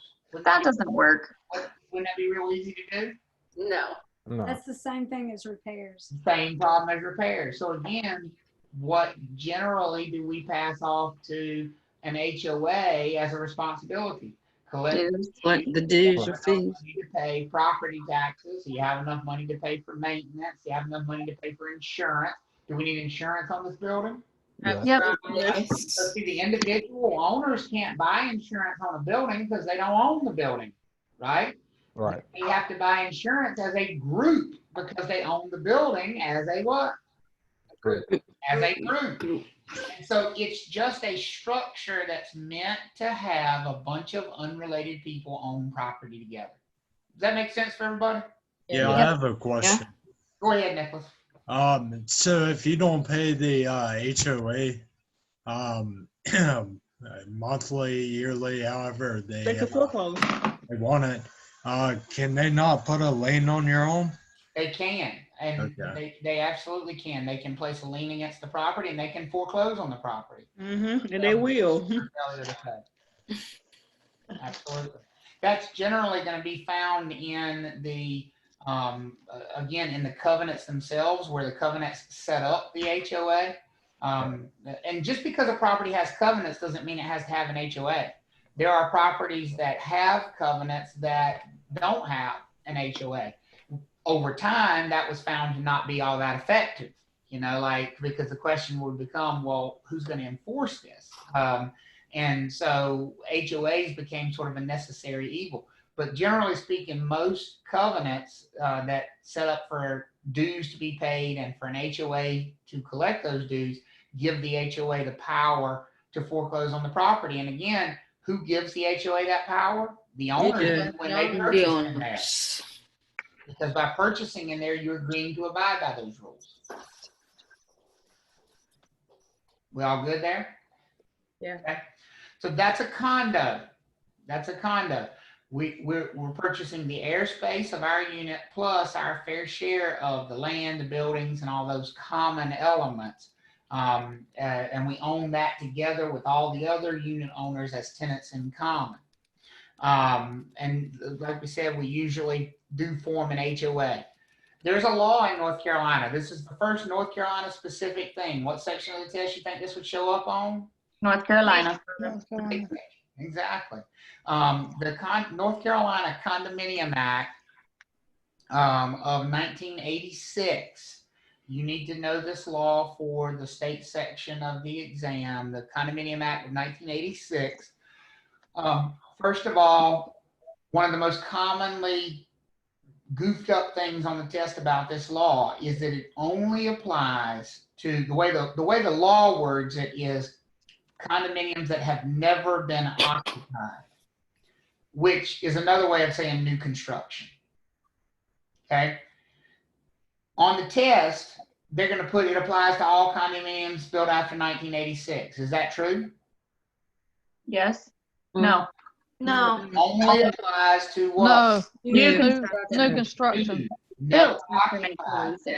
So if you're buying a condo, if you're taking a client out and you're showing them a condo that's a resale, somebody already lives there, is this law in effect? No. No. This law only applies to each condo unit how many times during its life? Once. New construction. This is a new car warranty. This is one time only. Everybody with me on that? Mm-hmm. Okay. Here's what the law says. The developer has to give the buyer Because remember, if it only applies to new construction, who are you always buying from? A developer. Developer.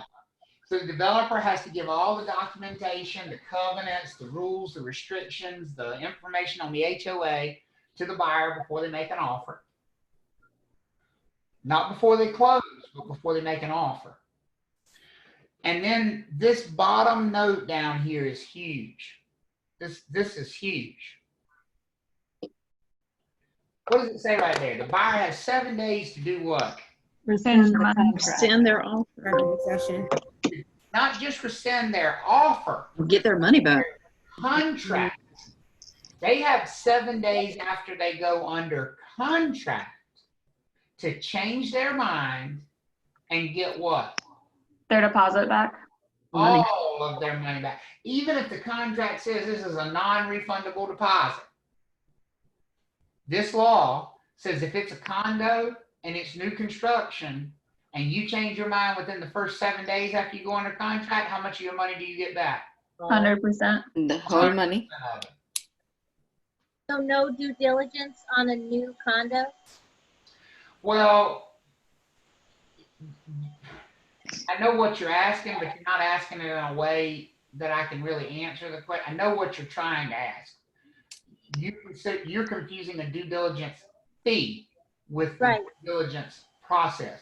Due diligence is a process. It's a process of evaluating, inspecting, all those kinds of things. The fee, whether there is one or is not one, is really beside the point. Could there be a due diligence fee? Sure. It doesn't matter. If you change your mind within 7 days, what does this law say? You get all your money back. Get all your money back. Any money. But only if it's new construction. Do not think this applies on resale condos. Are we all okay on that? Right. Yes. Only applies the first time it's ever been occupied. Are we all good on condos? That should be, I think I would take care of 90% of your questions on condos. So why did this act come to be? Like some circumstance happened and they're like, oh, we need this rule.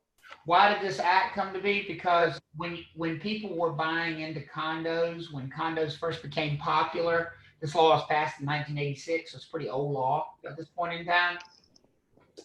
When condos were first becoming popular, people didn't understand them. There's a lot to be said for the fact that they still don't understand them. But people had never heard of an HOA in 1986. They didn't understand that when they went and looked at a condo development, that they were signing a contract for a unit, not a particular unit. That they were looking at a model, not necessarily the unit they would be buying. That they would have HOA dues that were this much and could be raised this much. And so people started complaining that I didn't know what I was getting myself into. And so the General Assembly basically said, okay, this is a problem. And so what we're going to do is give like a 7-day cooling off period, that if you go look at one of these things, because they're newfangled at that point in time, they were.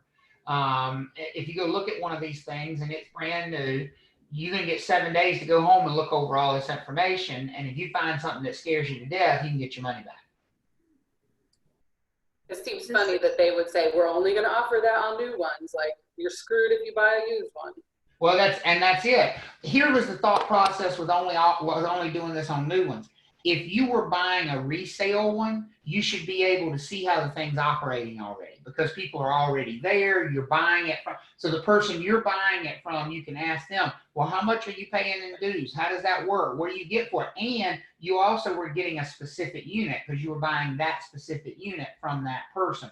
So the thought process was there was less of an unknown factor if you were buying a resale versus a new construction. Got it. So there you go. And it's remained unchanged for 34 years. So the way it was passed in 86, and it still stays there. Does the same rules that we just learned about condos apply to like a large group of townhomes? No. No? Okay. No. Why wouldn't it be for townhomes as well? The statute, the law just says it applies to new construction condos. I mean, I'm not gonna say. I mean, not particularly for the law, but like as far as the rules as goes with like having an HOA or having fees and stuff like that? Like if you have one big spot of land. Does the thought process apply to Yeah. townhome developments? Yeah. Absolutely. And not just townhomes, but single family homes that are in an HOA. Same process. If you've got a neighborhood that has a swimming pool, well, somebody's got to maintain the swimming pool, which means you got to collect, people have to pay in, which means you probably need some formal process to collect dues. You know, and so HOAs and that whole thought process exists in lots of different kinds of properties, not just condos. Because I'm just thinking about like when you were talking about the land that the condo is actually on, and somebody has to pay for that tax.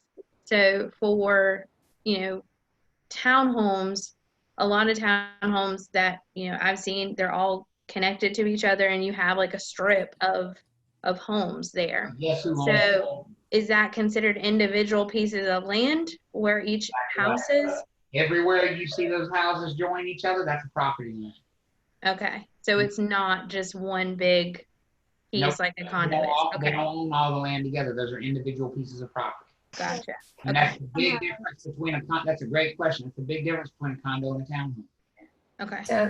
So a patio home is the same as a townhouse? Yes, patio homes are generally, patio is more of a style, but almost all of them are townhouses. Is that because they own the land? Because they own the land. Anytime you own the land, and you can always tell the difference between a townhouse and a condo by simply pulling up the property tax record card. If you pull up the property tax record card and you click on the land and it says acres 0.0, what do you think that is?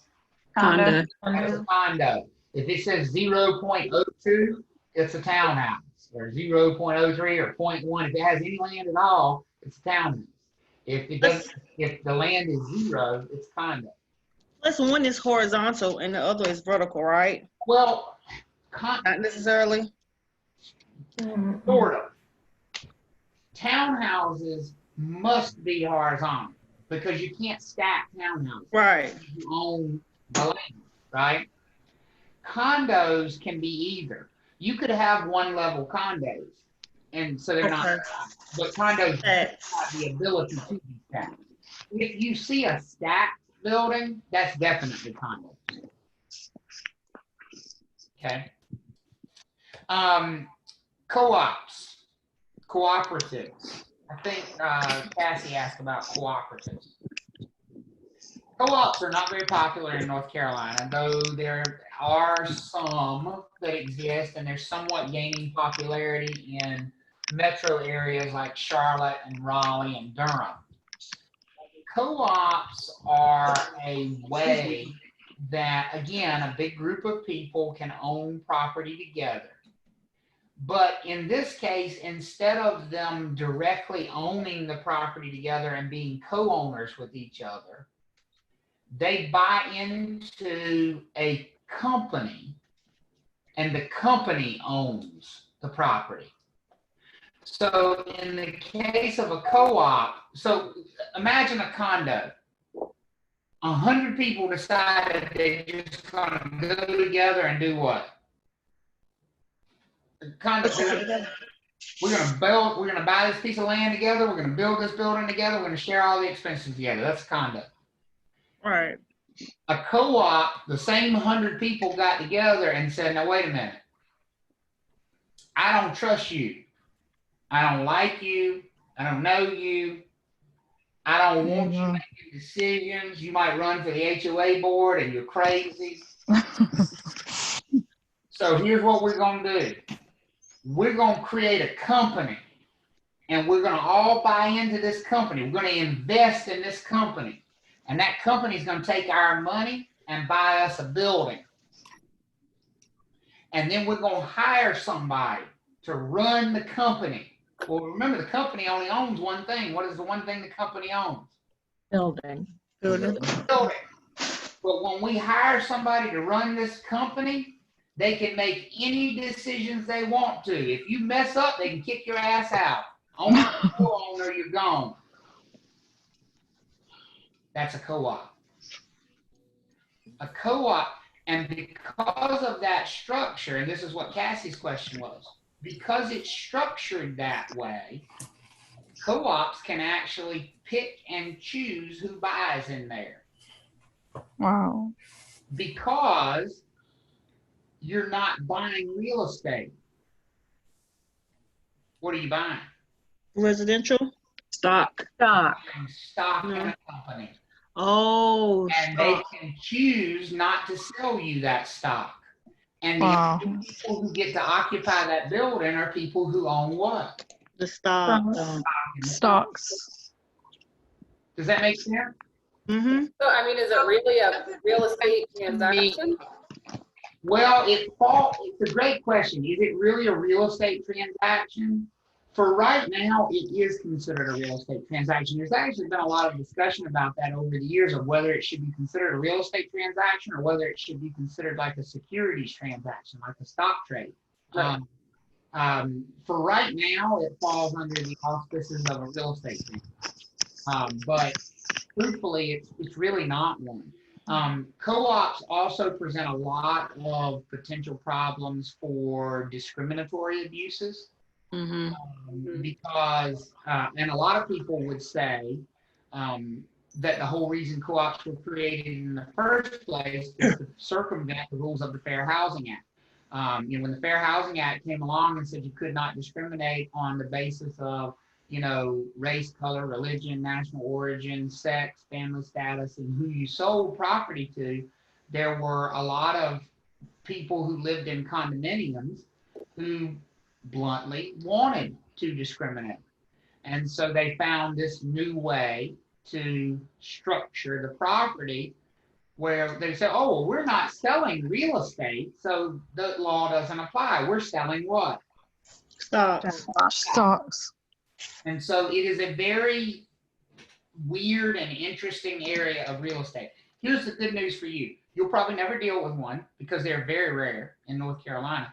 And on the test, the only reason we teach you this because it may show up on the test, what's going to be the key word? How do you know you're dealing with a co-op? What do they have to refer to?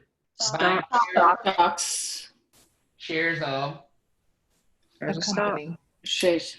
Anything that refers to a stock purchase, that's a cooperative. And I'll tell you why. There is a practical reason why they're better than condos from a management perspective. Condos are governed by an HOA, but an HOA is just a group of owners, right? Yes. Sometimes, can you imagine a situation where maybe you need to put new roofs on the buildings, but you can't, and you have an HOA meeting and the group is completely split. You got 50 owners that say, yes, put on new roofs, and 50 owners that say, no. Spending the money. Can you imagine that happening? Oh, yes. And so HOAs only have so much authority. When you structure it as a co-op and you hire an executive to run that company, they have the authority to make any decision. They don't have to go to the HOA board. If they think the building needs a doorman, they're gonna hire a doorman. And now, of course, there is a board, and if they feel like the person managing the property is doing a bad job, what do? They fire them and they hire somebody else. So it's a lot more direct form of management for the property. So if you own stock, Mm-hmm. do you pay rent on this apartment? No, your ownership of the stock is your ticket to occupy the building. There's still going to be HOA dues and maintenance fees and all those kinds of things, but not actual rent. Okay. But you can't get a mortgage to buy that stock. Not you can take out a loan. There are loans that will finance these purchases, but they are structured very differently and they're much harder to come by. And so this is the kind of thing. How many of you have ever heard somebody from New York say, I'm buying an apartment? You thought, what the hell does that mean, buying an apartment? They're talking about a co-op. Oh, okay. Oh. I was going to say, what is So it? these are most common in New York, correct? Just so big cities, not just New York. Okay, most common in big cities. New York, Boston, Philly, a lot of your. So I have a question. So is there actually an owner anywhere? The company, the corporation. And who is the owner? The company. shareholders. The shareholders of Stockholder. just like who owns Disney, the shareholders of Disney, who owns Coca-Cola, the people who own shares of stock in Coca-Cola. So the owners of the company are the people who are living in the building, but they own it indirectly by owning the company, and then the company owns the building. Building. Wow. Crazy. So if I wanted to sell my unit in my in a co-op, I'm not actually selling a unit. What am I selling to that person? Shares. My shares. Shares. If Stock. I have 10,000 shares of stock, I'm selling my shares of stock. So I have a question. So you said that the co-op board is hired by the owners. Well, no, there's a management team that's hired by the owners. The board is usually elected just like an HOA board would be. But the board doesn't usually make the day-to-day decisions. They usually hire like a property manager who makes the day-to-day decisions. Okay.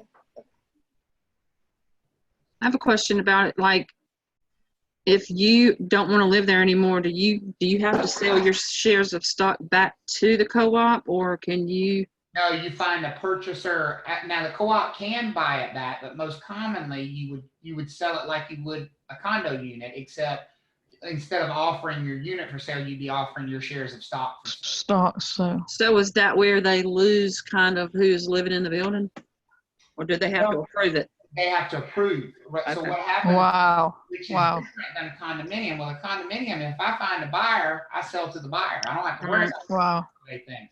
But if I'm in a co-op and I find a buyer, then that buyer is going to have to fill out a big application package, and that goes to the co-op board, and they probably interview them, and they decide if they want to accept this person or not accept this person. Wow. And they have to sign off on my transaction before I can sell my shares of stock to this person. And they have people lined up to buy. What opens the door to potential discrimination, because you're picking and choosing. Right. But if they buy more than, if they buy a lot more, does it give them more power? What do you mean if they buy a lot more? Like if they buy, you know how obviously they buy an apartment, right? So they're buying, I guess, a complex, like an individual complex, or how does that work? You mean if they buy more than one unit within the co-op? Yes. Well, yeah, they would have more than one vote within it's just like any other shareholder. Bill Gates has far more say so in Microsoft than I do, even though we both own shares of stock in Microsoft. Okay. If I pick up the phone and call, they're gonna be like, who? The number of shares of stock that I own is far lower than the number of shares of stock he owns. Okay. So like you said, with discriminating, this technically is targeting a certain group of people, because like you said, if they're buying stock, they're not taking out a loan from the bank. They could be. There are loans that will allow for this kind of approach. That's not a mortgage. They're different types of, and a lot of what they look at is like, people's financial backgrounds, what are their other holdings. I mean, they look at all kinds of things when they're looking at approving people for co-op purchases. Okay. But it's a certain targeted group. Which of course opens it up to discriminatory type activities. Interesting. So most of your luxury apartment buildings, if you see people who own and develop luxury apartment buildings where people buy apartments, these are co-ops, and they were structured that way for a reason, so they could pick and choose who is able to purchase in there. Or like corporations, like you were talking about in New York. Mm-hmm. Corporations would go in and buy. They could if they were approved by the co-op board. Yeah. Okay. So you might have a corporation buying another corporation. Yeah. Right, because they're, say the corporation. I have another question. Okay. You good, Deborah? Yeah, I'm good. All right, go ahead, Kaylin. Kaylin, go ahead. So, as an example, my internet, can you hear me, see me? Yeah. Yep. Okay, there we go. So, how would you, so if there was a question on the test about this, do you think they would try to trip you up with trying to be a co-op versus a condo? Or that's not even a question they would even. It's very hard to imagine how they would, because if they say something about purchasing shares of stock in a corporation, you know it's a co-op right away. It's a dead giveaway.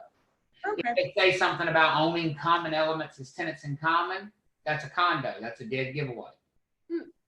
Very hard to confuse if you know those two things.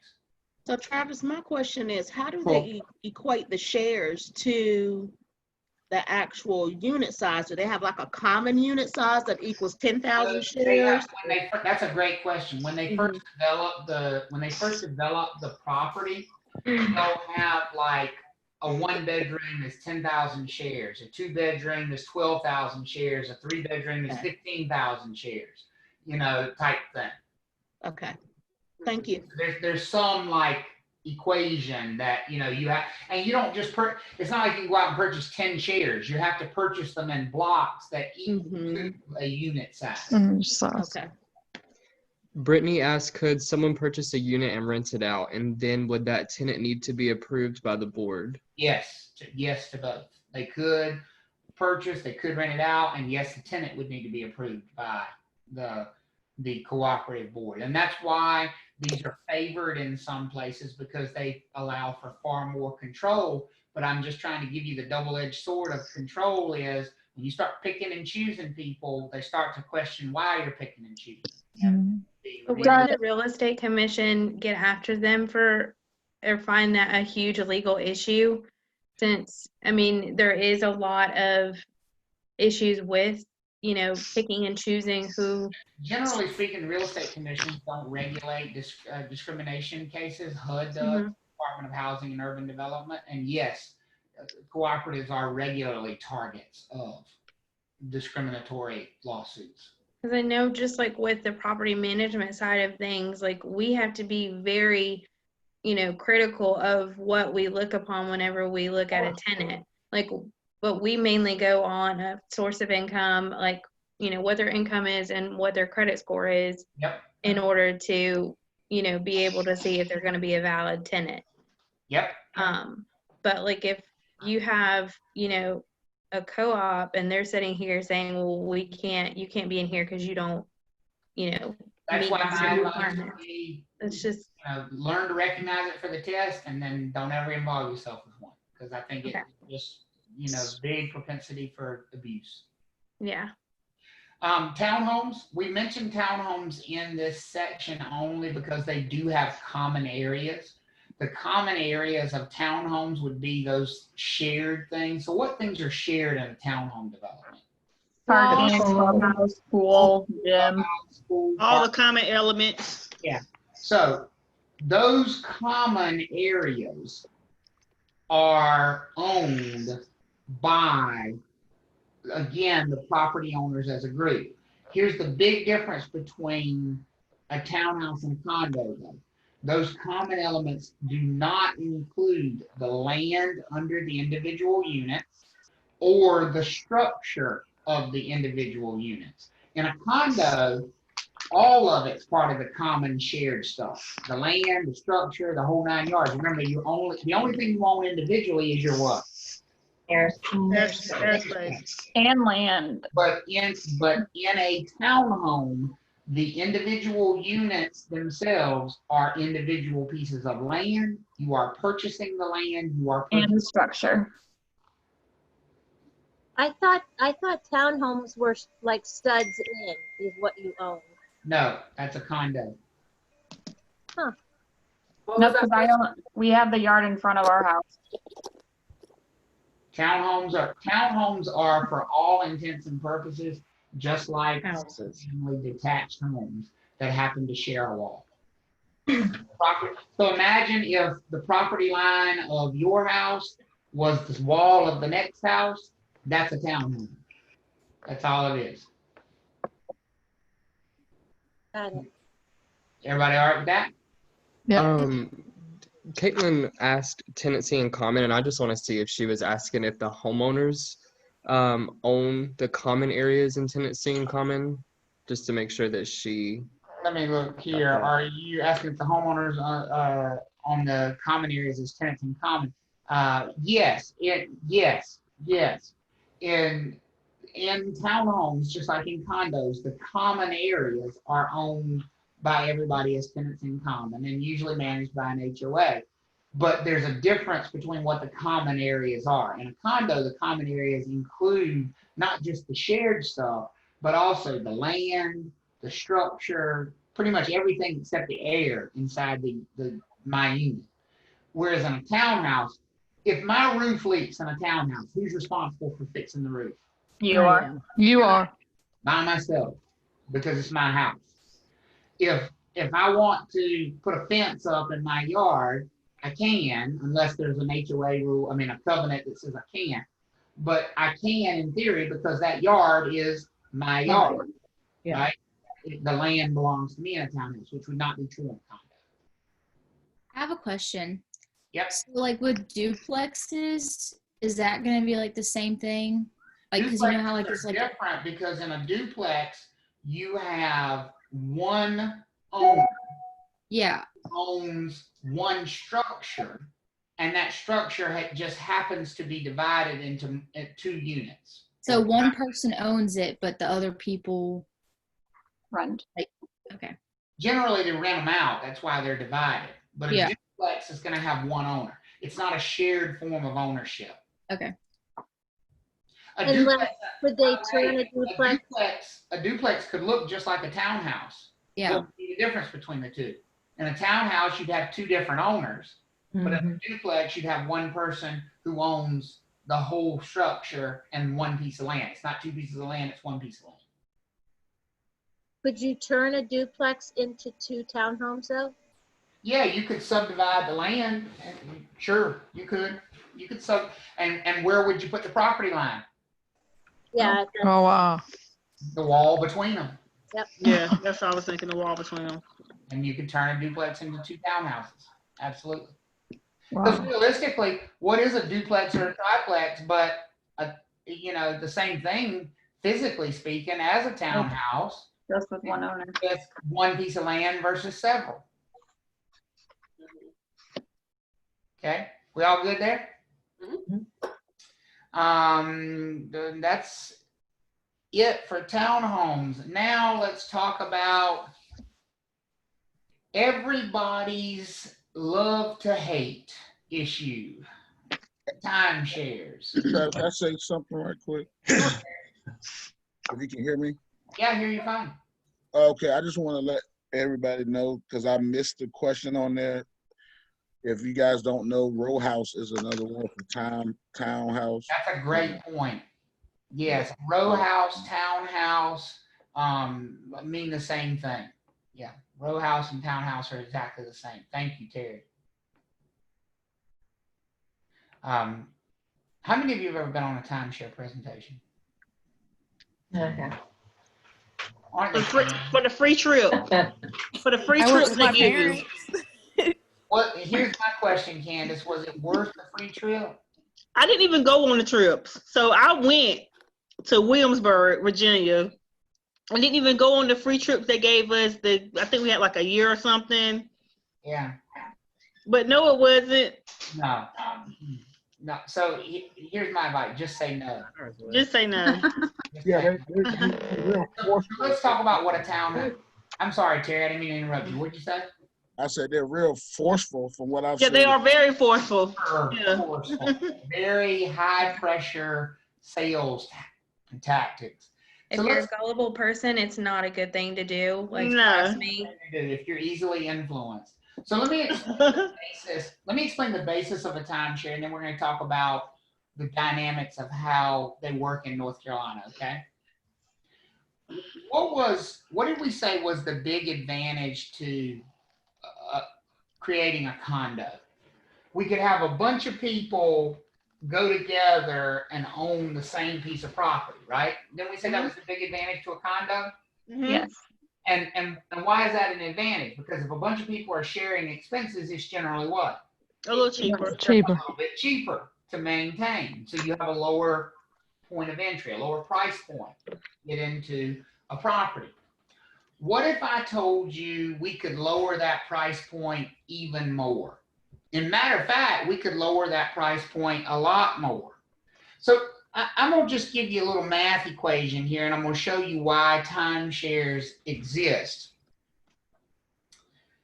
Let's say we have a building with 200 units in it. Okay? 200 units.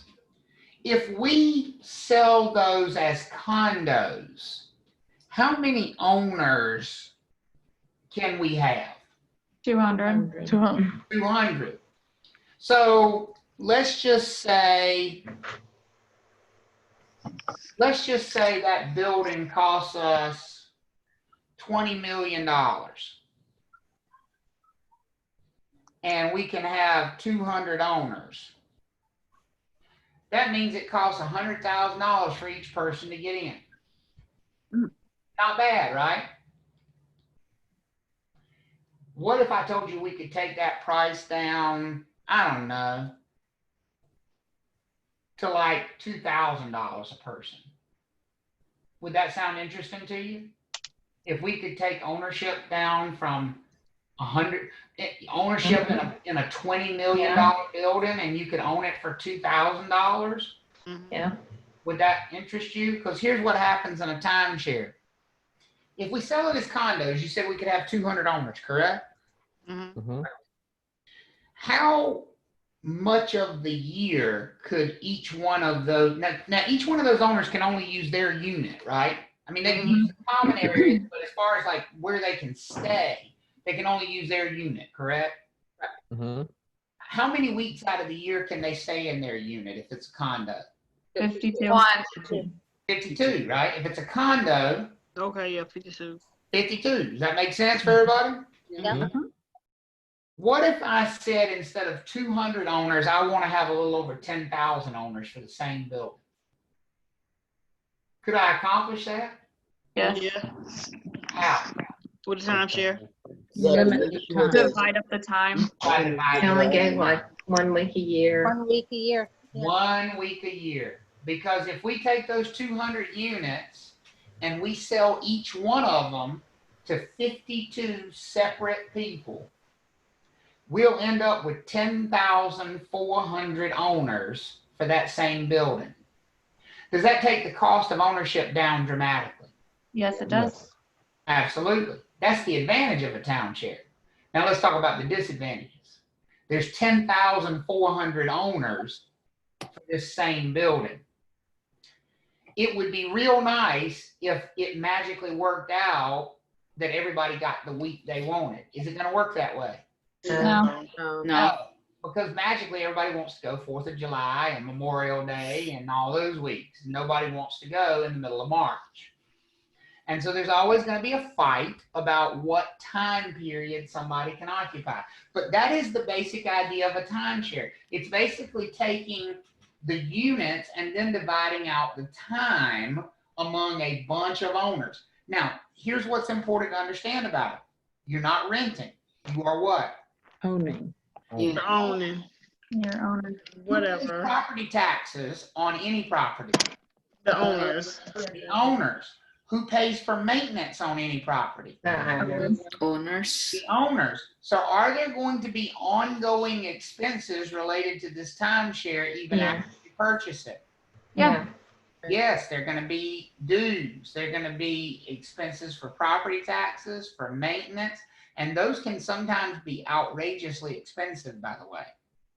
Those dues can get to be very expensive, and they never end because there's always taxes, there's always maintenance. And so for this reason, it can make sometimes timeshares very hard to resell because people see it and they say, I don't want to pay those fees. I'm not going to do that. Because of that, a lot of people who bought timeshares felt duped. They felt like they'd been taken advantage of. There are a lot of people who get into timeshares and they want out and they can't find a way out because they can't find somebody who will buy their timeshare from them.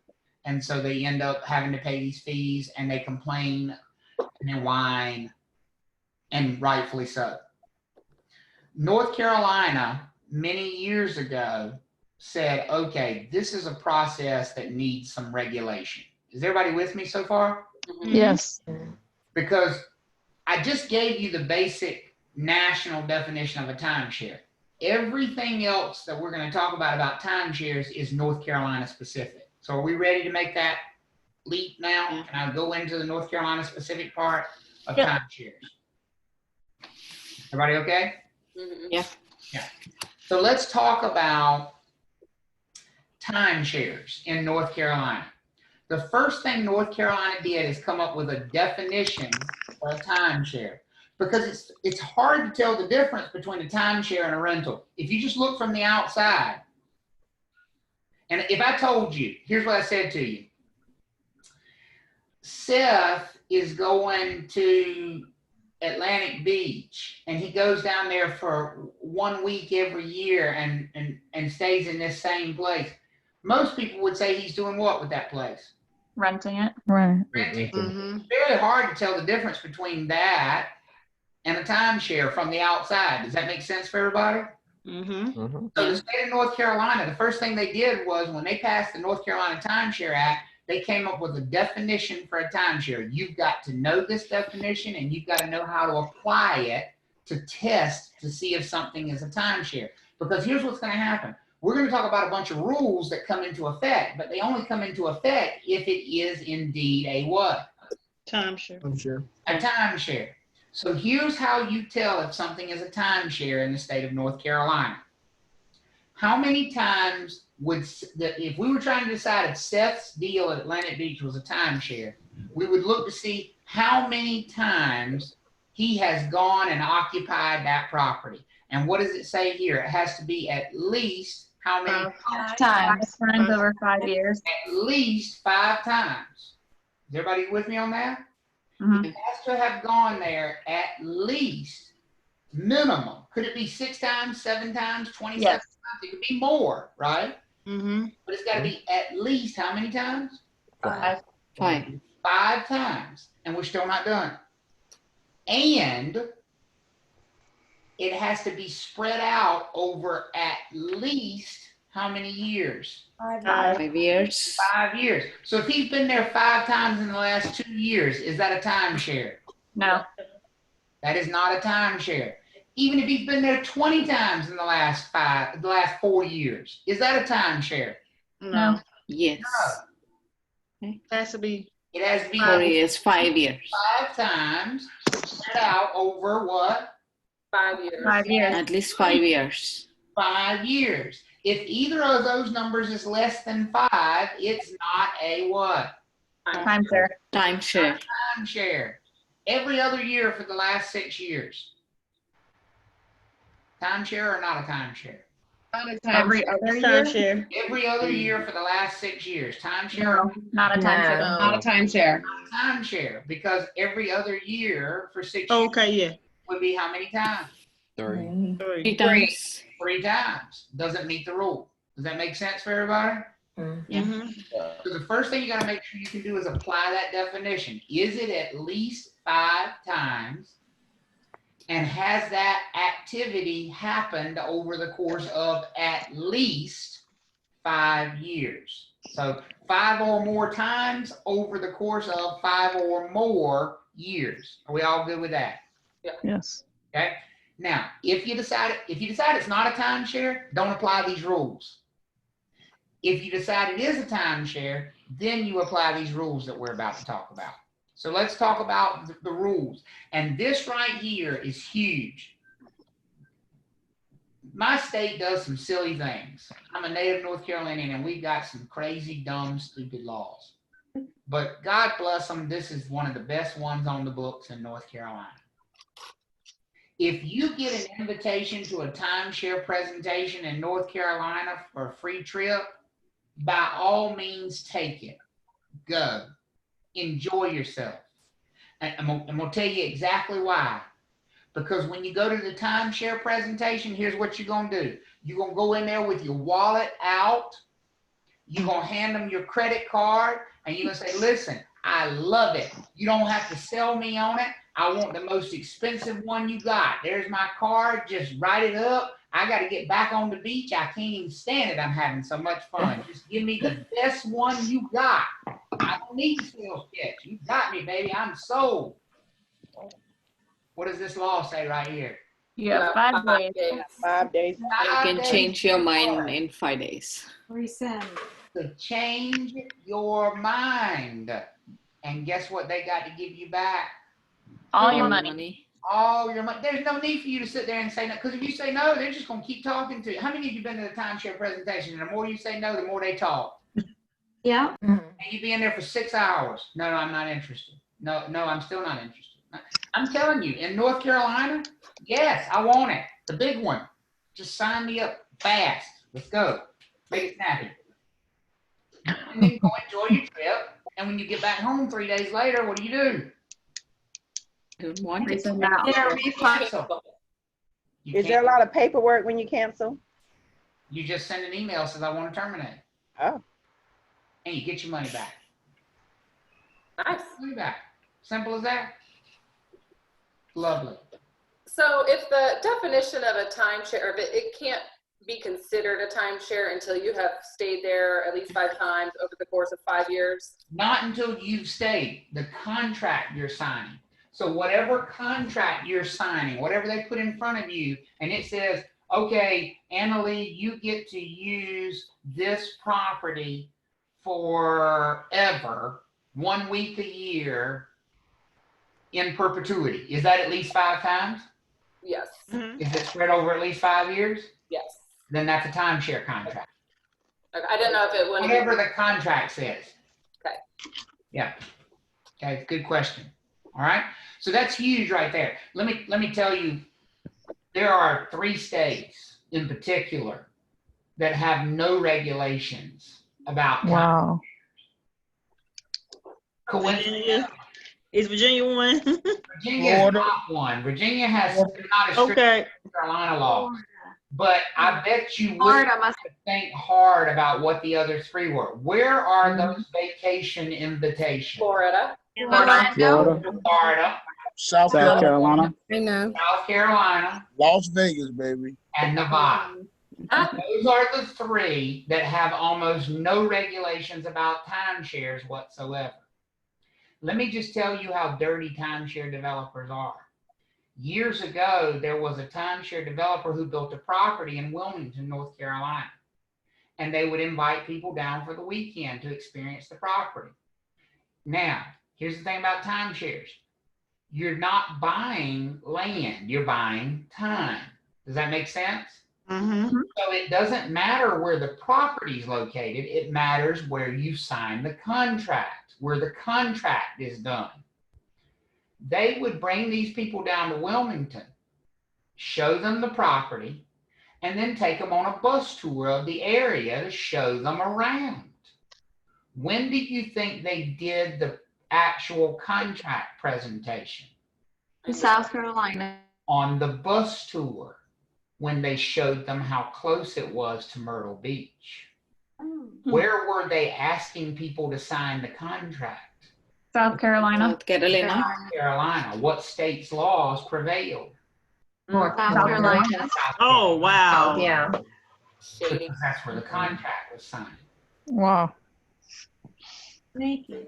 Okay?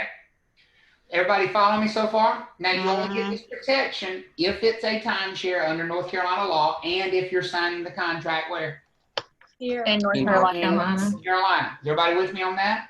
I got a question. Yes. So what if you signing the contract in North Carolina, but it's for a trip to Orlando or somewhere? You Still in North Carolina. You're signing in North Carolina. It matters. It's the actual timeshare purchase agreement that you're signing.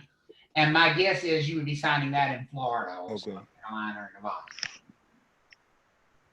Yeah, it's not the agreement for the trip. It's the agreement to purchase the timeshare. Okay. Another thing you might be asked on the test, and again on the state-specific section of the test, all of the funds that you pay toward a timeshare purchase have to be put into a trust account, and they cannot touch that money for 10 days. Why do you think they require them to put the money away? In case you do what? Change your mind. Cancel, they have the money to give back to you. Okay, so they have to put your money in a trust account for 10 days in case you cancel. This is another big one in North Carolina, not a requirement in any of those 3 uglies, South Carolina, Nevada, or Florida. You must have a real estate license in North Carolina in order to sell timeshares. Guess what kind of license you have to have in South Carolina to sell timeshares? Nothing. None at all. Same thing is true in Florida and Nevada. They don't have to have licensure. In North Carolina, you do. You have to have a real estate license, an active real estate license to sell timeshares in North Carolina. And finally, and this is a question that almost is 100% guaranteed to show up on the state portion of the exam because it is so unique. Yes, it is. The North Carolina real estate, you need to listen to this. Because I'm telling you, this is going to be an answer choice and a bunch of questions, and people just jump at it because they're, yes, they can do that. No, they can't. The Real Estate Commission in North Carolina cannot fine people. You know what a fine is, right? Does everybody know what a fine is? Mm-hmm. They charge you money because you messed up, right?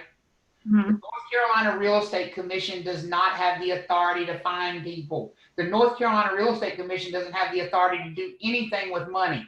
If I stole $1 million of my client's money from my trust account as a real estate agent in North Carolina, do you think the Real Estate Commission can make me pay it back? No. No. Could they fine me? No. No. They don't have that authority. That's very different from some other states. Some other states, they do have that authority. But, and this is the one exception to that rule, the Real Estate Commission in North Carolina has the authority to fine a timeshare developer if they violate the Timeshare Act. Let me just ask you a hypothetical question. If I told you there's only one case where the Real Estate Commission could fine somebody, do you think that might somehow make its way onto the exam? Yes. Yes. Mm-hmm. So what's the one case where the North Carolina Real Estate Commission can fine someone? Timeshare developers violate the Timeshare Act. Developer who violates the North Carolina Timeshare Act. And notice what it says the fine is. What's the fine? Max of $500. $500 per what? Violation. Per violation. Let me give you just a quick hypothetical situation so you can make sure you understand that. Let's say that Jory is not licensed right now, correct, Jory? You don't have a license right now. Correct. Let's say Jory is good friends with a timeshare developer down at Topsail Island. And they call her and they say, look, Jory, it's a holiday week. We're running short on people. Can I just pay you a couple $100 a day to sit here in the office? And all you've got to do is hand out brochures when people come in and just answer just basic questions. Would you be willing to do that? Now, Jory, she's free to do whatever she wants to do. Is that a violation of the Timeshare Act? Yes. Handing out brochures? No. Yes. Questions? But she would have to answer questions. Yeah, because you have to have a real estate license in North Carolina. In North Carolina, you got to have a real estate license to sell timeshares. So handing out brochures and selling? So here's the hypothetical. She talks to 50 people that come through that door today. How many times has she violated the Timeshare Act? 50. And what's the fine for each violation? The max is $500. $500. So what's the total that the timeshare developer could be fined for that one day of activity? $25,000. $25,000. Now, here's Does that mean, can I ask a question? Does that mean even if they don't buy, let's just say she hands out to 50 people and none of them buy? Yeah. Still a violation? In timeshares, yes, it does. So it's not still in the contract, how is it a buy? It's not illegal. It's not legally binded if it's not a contract is not signed. They did that at the fair, though. Technically, too, they gave out information for timeshares in North Carolina. So how is that allowed? If I couldn't give out a brochure, but they cannot answer questions about it. They have to refer that. And for all you know, the people at the fair are licensed. I don't know. No, they're not. That I do know. No. Okay. But that's what. And listen, maybe they're violating the timeshare. I don't know, but I'm telling you that would be a violation. And the important thing is here for test taking purposes, they're going to put on the test, oh, they can only be fined a maximum of $500, and people jump on that answer all the time. That's not true though, because it's $500 per what? Transaction. Per violation. Per violation. That's what I just wrote down. Okay. We don't need to talk about plan yet. That's it for chapter 2. Woo! Yeah. Travis, I have a question before we go on. So is that like when you were saying the individual person that comes in and we're hiring her as a receptionist, just say a receptionist. And the receptionist is giving information out about this timeshare. The reason why it's a violation is in direct correlation with us as being licensed realtors, when we can't give out legal advice. Well, it's just would because that be? It's just because the Timeshare Act specifically says that anybody who answers questions to the public needs to be licensed for timeshare. Okay. Yeah, that's what I was getting to in essence. Yes. So Okay. specific. Okay. All right. Thank you. Yep. What y'all think about lunch? Love it. I think Tasha's buying lunch for everybody. That's what she said anyway. Oh my God, I did not say that. 65 people now want to come to my house. We can have a big old grill with mask on and distancing. You must have a big yard. I do. All right. It's 1:05 now, about 1:45. Sounds All good. right. Sounds Have a good good. lunch.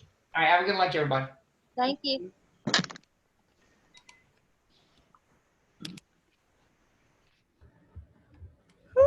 Lord, jeez.